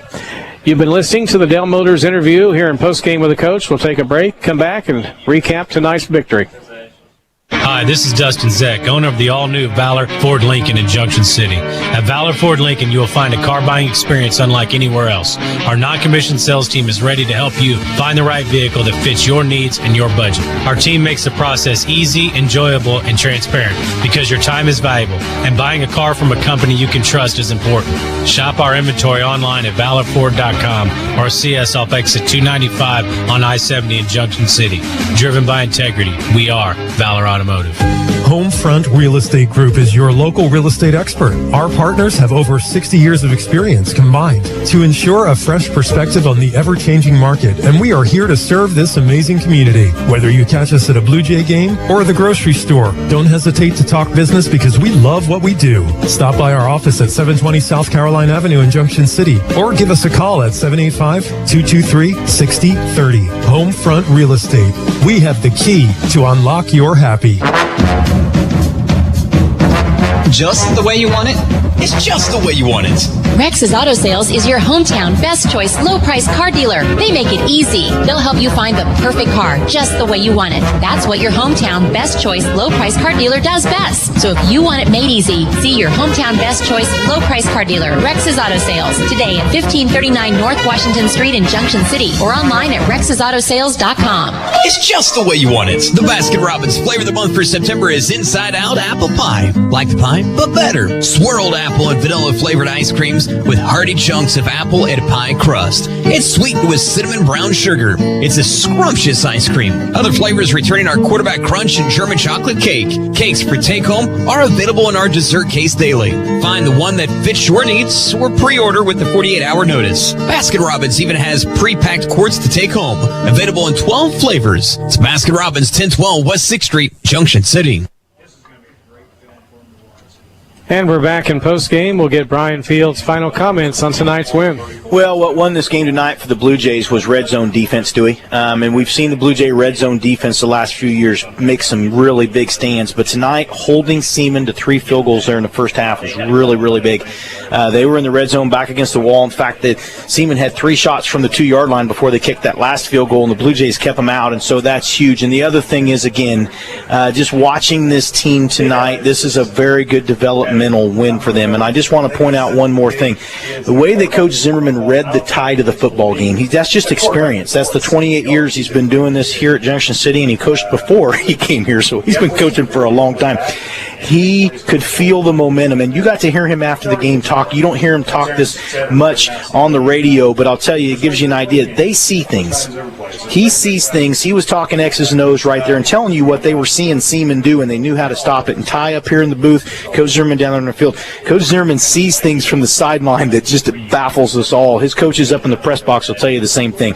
Very good tactician, and he reads the momentum of the game and reads the tide of the game very well. And tonight, his experience as a coach is what also helped get his team the victory. Blue Jays win in overtime, 23-16 at Seaman. We come home next Friday night.